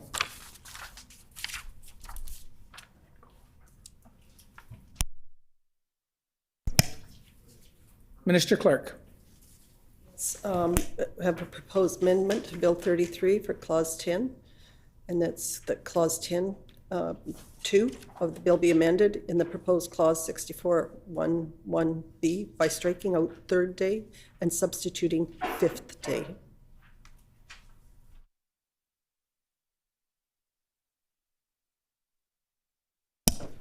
Okay, it has been moved by Minister Clark.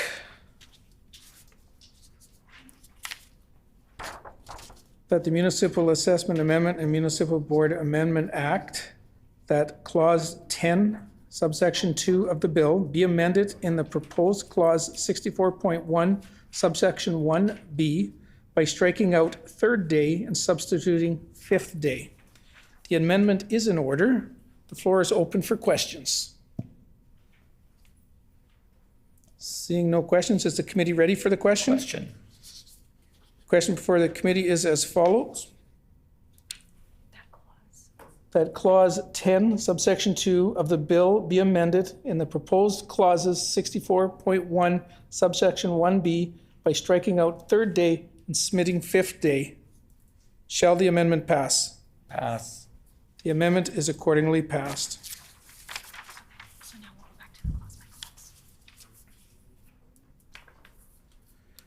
Shall clause 11 pass? Pass. Clause 11 is accordingly passed.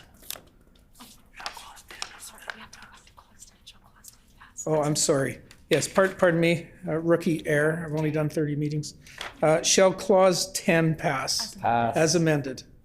Pass. Pass. Clause 10 as amended is accordingly passed.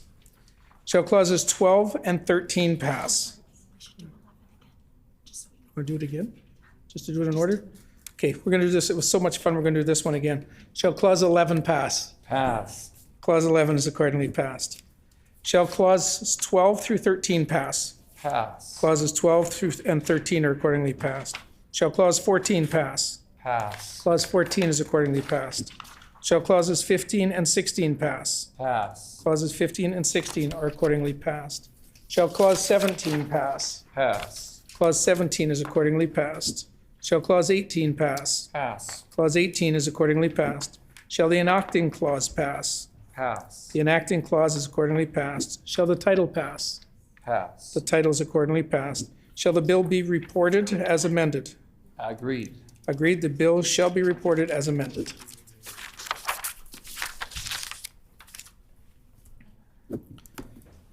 So we'll now move on to Bill 34, the City of Winnipeg Charter Amendment and Planning Amendment Act. Does the minister responsible have an opening statement? Minister Clark.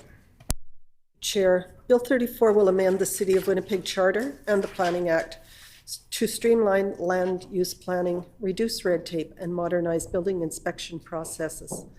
This bill is a priority for the Government of Manitoba and supports key recommendations of the 2019 Treasury Board Review of Planning, Zoning, and Permitting in Manitoba, and builds on previous legislation changes under the Planning Amendment and City of Winnipeg Charter Amendment Act that was passed on May 20th, 2021, previously known as Bill 37. Over the past year, department officials and I have had the opportunity to meet with municipal and industry stakeholders to receive their input on streamlining land use planning and modernizing the processes. We have been listening to the stakeholders. The input we received from the Association of Manitoba Municipalities, the public, and other stakeholders, such as professional planners and development industry, has helped shape this legislation. I'd like to take this opportunity to thank the numerous stakeholders for their feedback and working with our government to improve and modernize processes in Manitoba. Ensuring municipal governments make timely decisions on planning applications provides greater certainty needed for development and investment. Now, more than ever, this is critical to support recovery efforts from the challenges created by the pandemic. Bill 34 complements and clarifies existing timelines in the City of Winnipeg Charter and the Planning Act, including requiring planning authorities to determine whether a planning application is complete or not within 20 days, reducing the timeline to file an appeal to the Municipal Board on subdivisions, aggregate quarries, and large-scale livestock operations from 30 days to 14 days under the Planning Act to align with other appeal timelines. In response to stakeholder feedback, the bill also allows statutory timelines on planning applications to be extended with the agreement of the applicant. This will allow the applicant and the municipality to agree if extenuating circumstances require the timelines to be adjusted in any way. The bill also gives planning authorities an additional 30 days on the longest applicable timeline when holding combined hearings on 2 or more planning applications. Another important feature of Bill 34 is that it provides legal framework for the City of Winnipeg's existing practice and requirements around secondary plans, while also providing greater clarity and transparency around secondary plan processes in the City of Winnipeg. The City can only require an applicant to prepare a secondary plan if it has adopted a bylaw that sets consistent rules on when a secondary plan is required and what those requirements are. Bill 34 ensures timely decision-making on secondary plans by establishing timelines and giving applicants the right to appeal missed timelines and council decisions on applicant-prepared secondary plans to the Municipal Board. This legislation strikes an important balance by recognizing the secondary plans as an important planning tool, while also ensuring development is not unnecessarily delayed by the city's requirement for secondary plans. Bill 34 also alleviates unnecessary administrative burdens on the City of Winnipeg, property owners, and the court system, which align with key government mandates to reduce red tape. Amendments will remove an outdated and duplicative need to annually audit Winnipeg Sinking Fund trustees related to the previous sale of Winnipeg Hydro. They will also reduce red tape around property removal and demolition on land and tax arrears by removing the requirement for one step of a duplicative approval process. Amendments will also remove red tape around substitutional service provisions for compliance and demolition orders. These changes align with the work of the City of Winnipeg Government of Manitoba Collaboration Tables Subcommittee on the City of Winnipeg Charter. Bill 34 also amends the City of Winnipeg Charter Act to create a new definition of designated official to enable the City of Winnipeg to choose either a designated employee or designated official to conduct building and fire inspections. This means the City of Winnipeg will have the same alternative service delivery mechanism as provided for in all other municipalities within Manitoba. The legislative change enables municipalities to engage other officials only if they choose to. This change delivers on Manitoba's commitment to modernize processes by establishing a coordinated approach to conducting building and fire inspections. The province of Manitoba has taken responsibility to ensure that the regulatory processes in our province operate in an efficient, transparent, and consistent manner and achieve the desired outcomes.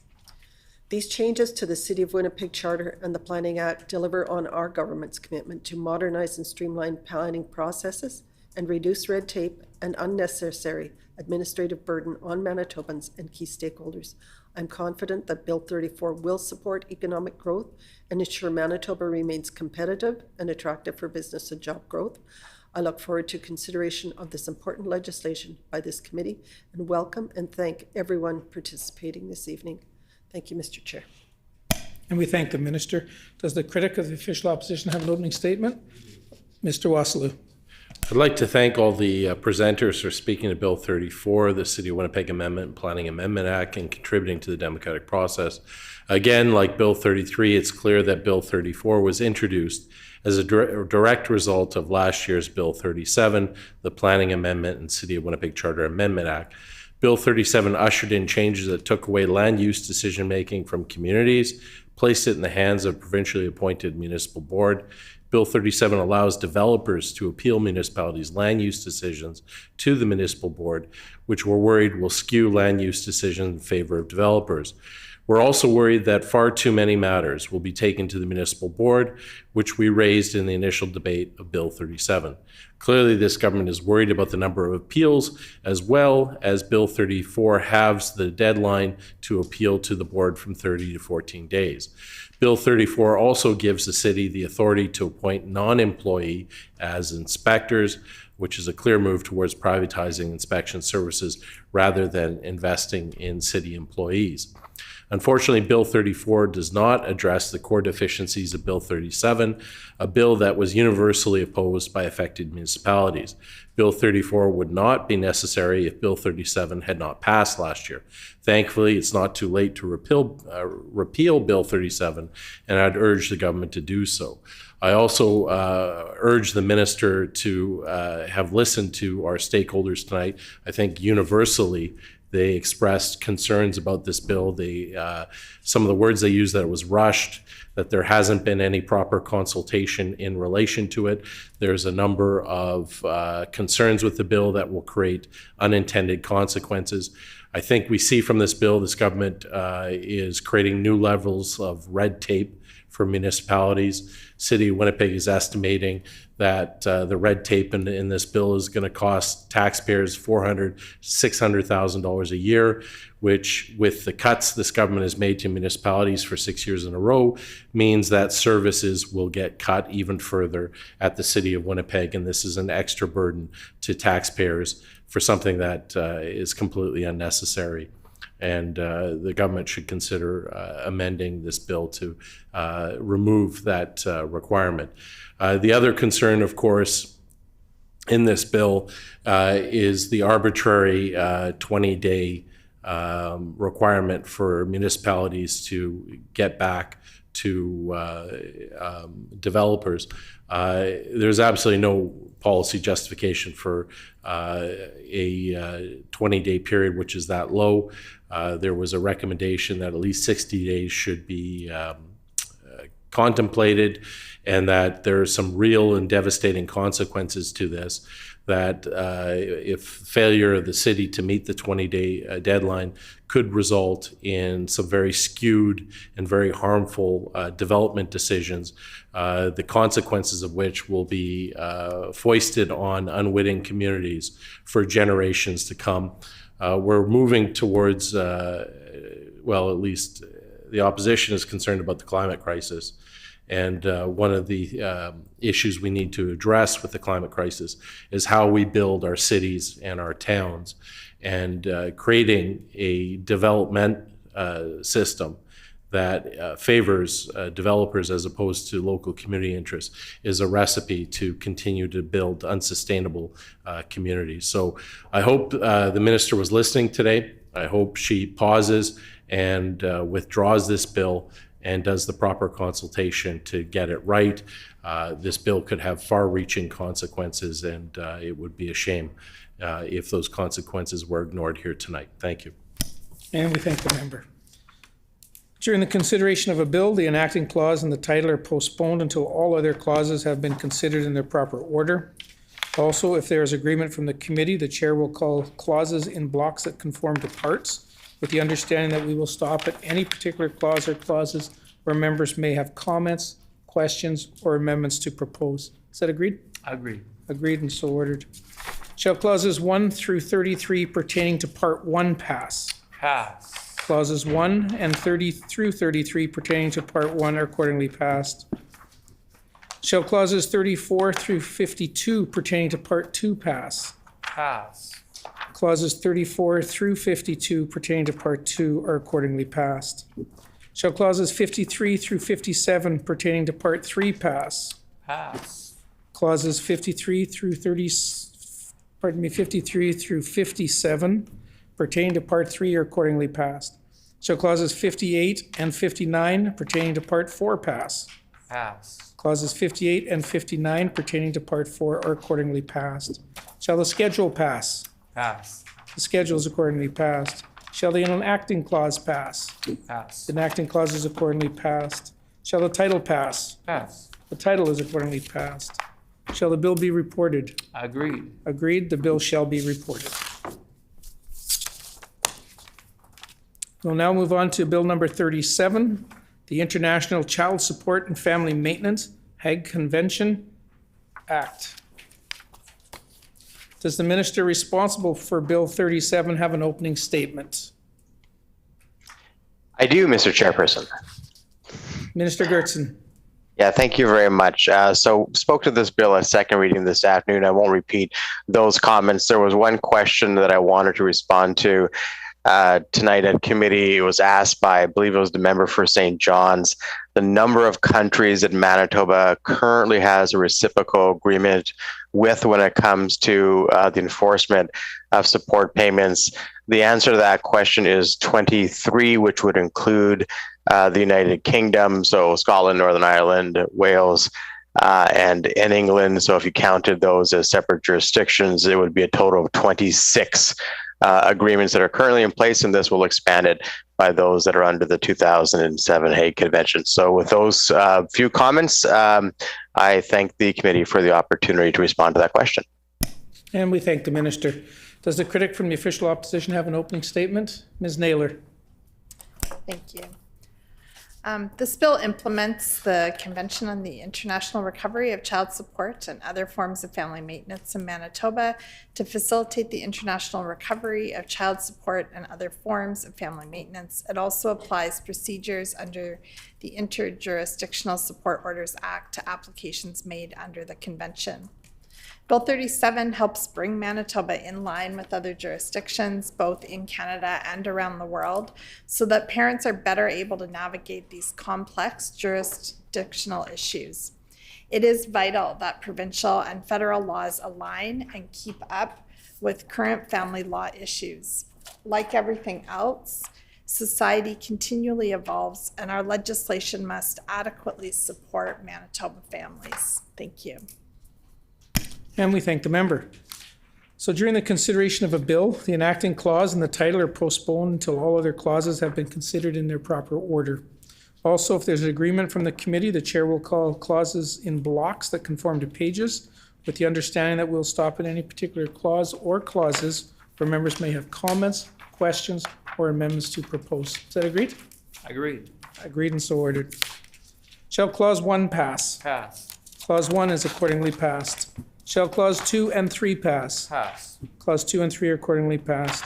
Shall clauses 4 and 5 pass? Pass. Clauses 4 and 5 are accordingly passed. Shall clauses 6 and 7 pass? Pass. Clauses 6 and 7 are accordingly passed. Shall clause 8 pass? Pass. Clause 8 is accordingly passed. Shall clauses 9 and 10 pass? Pass. Clauses 9 and 10 are accordingly passed. Shall clauses 11 through 13 pass? Pass. Clauses 11 through 13 are accordingly passed. Shall clauses 14 through 17 pass? Pass. Clauses 14 through 17 are accordingly passed. Shall clauses 18 through 20 pass? Pass. Clauses 18 through 20 are accordingly passed. Shall clauses 21 through 24 pass? Pass. Clauses 21 through 24 are accordingly passed. Shall clause 25 pass? Pass. Clause 25 is accordingly passed. Shall clause 26 pass? Pass. Clause 26 is accordingly passed. Shall clauses 27 through 30 pass? Pass. Clause 27 through 30 accordingly passed. Shall the schedule pass? Pass. The schedule is accordingly passed. Shall Annex 1 pass? Pass. Annex 1 is accordingly passed. Shall Annex 2 pass? Pass. Annex 2 is accordingly passed. Shall the enacting clause pass? Pass. The enacting clause is accordingly passed. Shall the title pass? Pass. The title is accordingly passed. Shall the bill be reported? Agreed. Agreed, the bill shall be reported. Now move on to Bill number 228, the Eating Disorders Awareness Week Act. Does the bill sponsor, the Honourable Member from Wolseley, have an opening statement? I do. Thank you, Ms. Mr. Naylor. Chair. Thank you, Mr. Chair. I would like to thank all of the presenters for speaking on this important issue and providing their support for Bill 228, the Eating Disorders Awareness Week Act. I thank you sincerely for your time tonight and your advice to me through the bill development process. For almost 30 years prior to being elected to the legislature, I worked in mental health services and the last 10 years as a counselor in an eating disorder treatment program. I was driven in part to run for office because of the gaps I saw in mental health funding and policy. And as a member of the opposition, I've continued to advocate for better supports for those affected by all mental health issues and specifically eating disorders. I introduced Bill 228, the Eating Disorders Awareness Week Act, to help awareness and break down misconceptions and stereotypes on this important issue. I'm also hoping that Bill 228 will validate the experience of those affected by eating disorders. Within society at large, eating disorders are often misunderstood, and that can also be true in the medical community. There remain stereotypes and stigma about who is affected and why. Eating disorders affects people of all genders and all sizes. Eating disorders are so much more than just food restriction, as we've already heard from our speakers tonight. There's a range of behaviors, thoughts, and feelings that lead to a diagnosis of an eating disorder.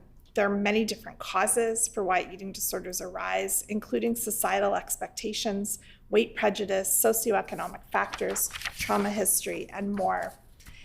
It's important we address these issues to help those who are affected by eating disorders. Eating disorders currently have one of the highest mortality rates of any mental illness, and medical diagnoses may miss people who don't fall into the category of white, thin, and female. Even when diagnoses are administered, medical professionals may not have the tools they need to help people, especially in northern and rural areas. And an awareness bill like this can help. I'm very thankful that Bill 228 has received support from colleagues on both sides of the House, and I hope that EDA will help bring about awareness on eating disorders so that we can help address this important issue. Thank you. And we thank the member. Do any other members wish to make an opening statement on Bill 228? Ms. Lamoureux. Thank you, Mr. Chairperson, and it's nice to be given the opportunity here to share a few words as an opening statement. I too just want to thank our presenters for their presentations this evening at committee and the different perspectives that they brought into the committee room. I think that the bill has actually already begun doing the job and doing the purpose of what's set out in the legislation by creating that dialogue. I know amongst my MLA colleagues, we've already created the dialogue and the discussion around how eating disorders is not just about physical health. There's a mental health component to it and an emotional health component to it as well. Like my colleague from Wolseley, I actually just finished receiving my master's in marriage and family therapy, and I've been doing a lot of research over the last 7 years in part on eating disorders, and we see it growing here in Manitoba. And one of our presenters spoke so elegantly to it. It's not just cis female women, white women, Mr. Chairperson.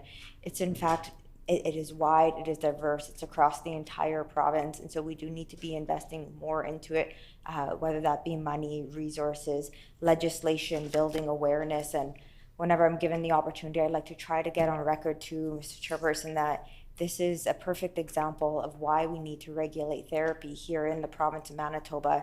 By regulating therapy, it will actually ensure that those who are providing therapeutic services, counseling services, they are well trained and well equipped to be providing these services. And it also makes it so it will become more affordable for people in this scenario seeking out therapeutic services for eating disorders, have access and can afford to receive those services.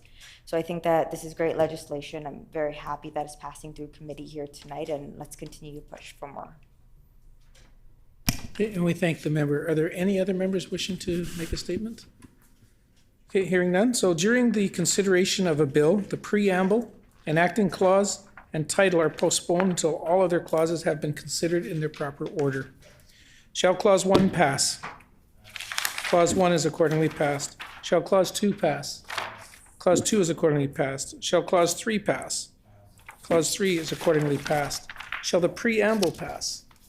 The preamble is accordingly passed. Shall the enacting clause pass? The enacting clause is accordingly passed. Shall the title pass? The title is accordingly passed. Shall the bill be reported? Agreed. The bill shall be reported. 8:13? The hour being 8:15, what is the will of the committee? Rise. The committee rise. Committee pass.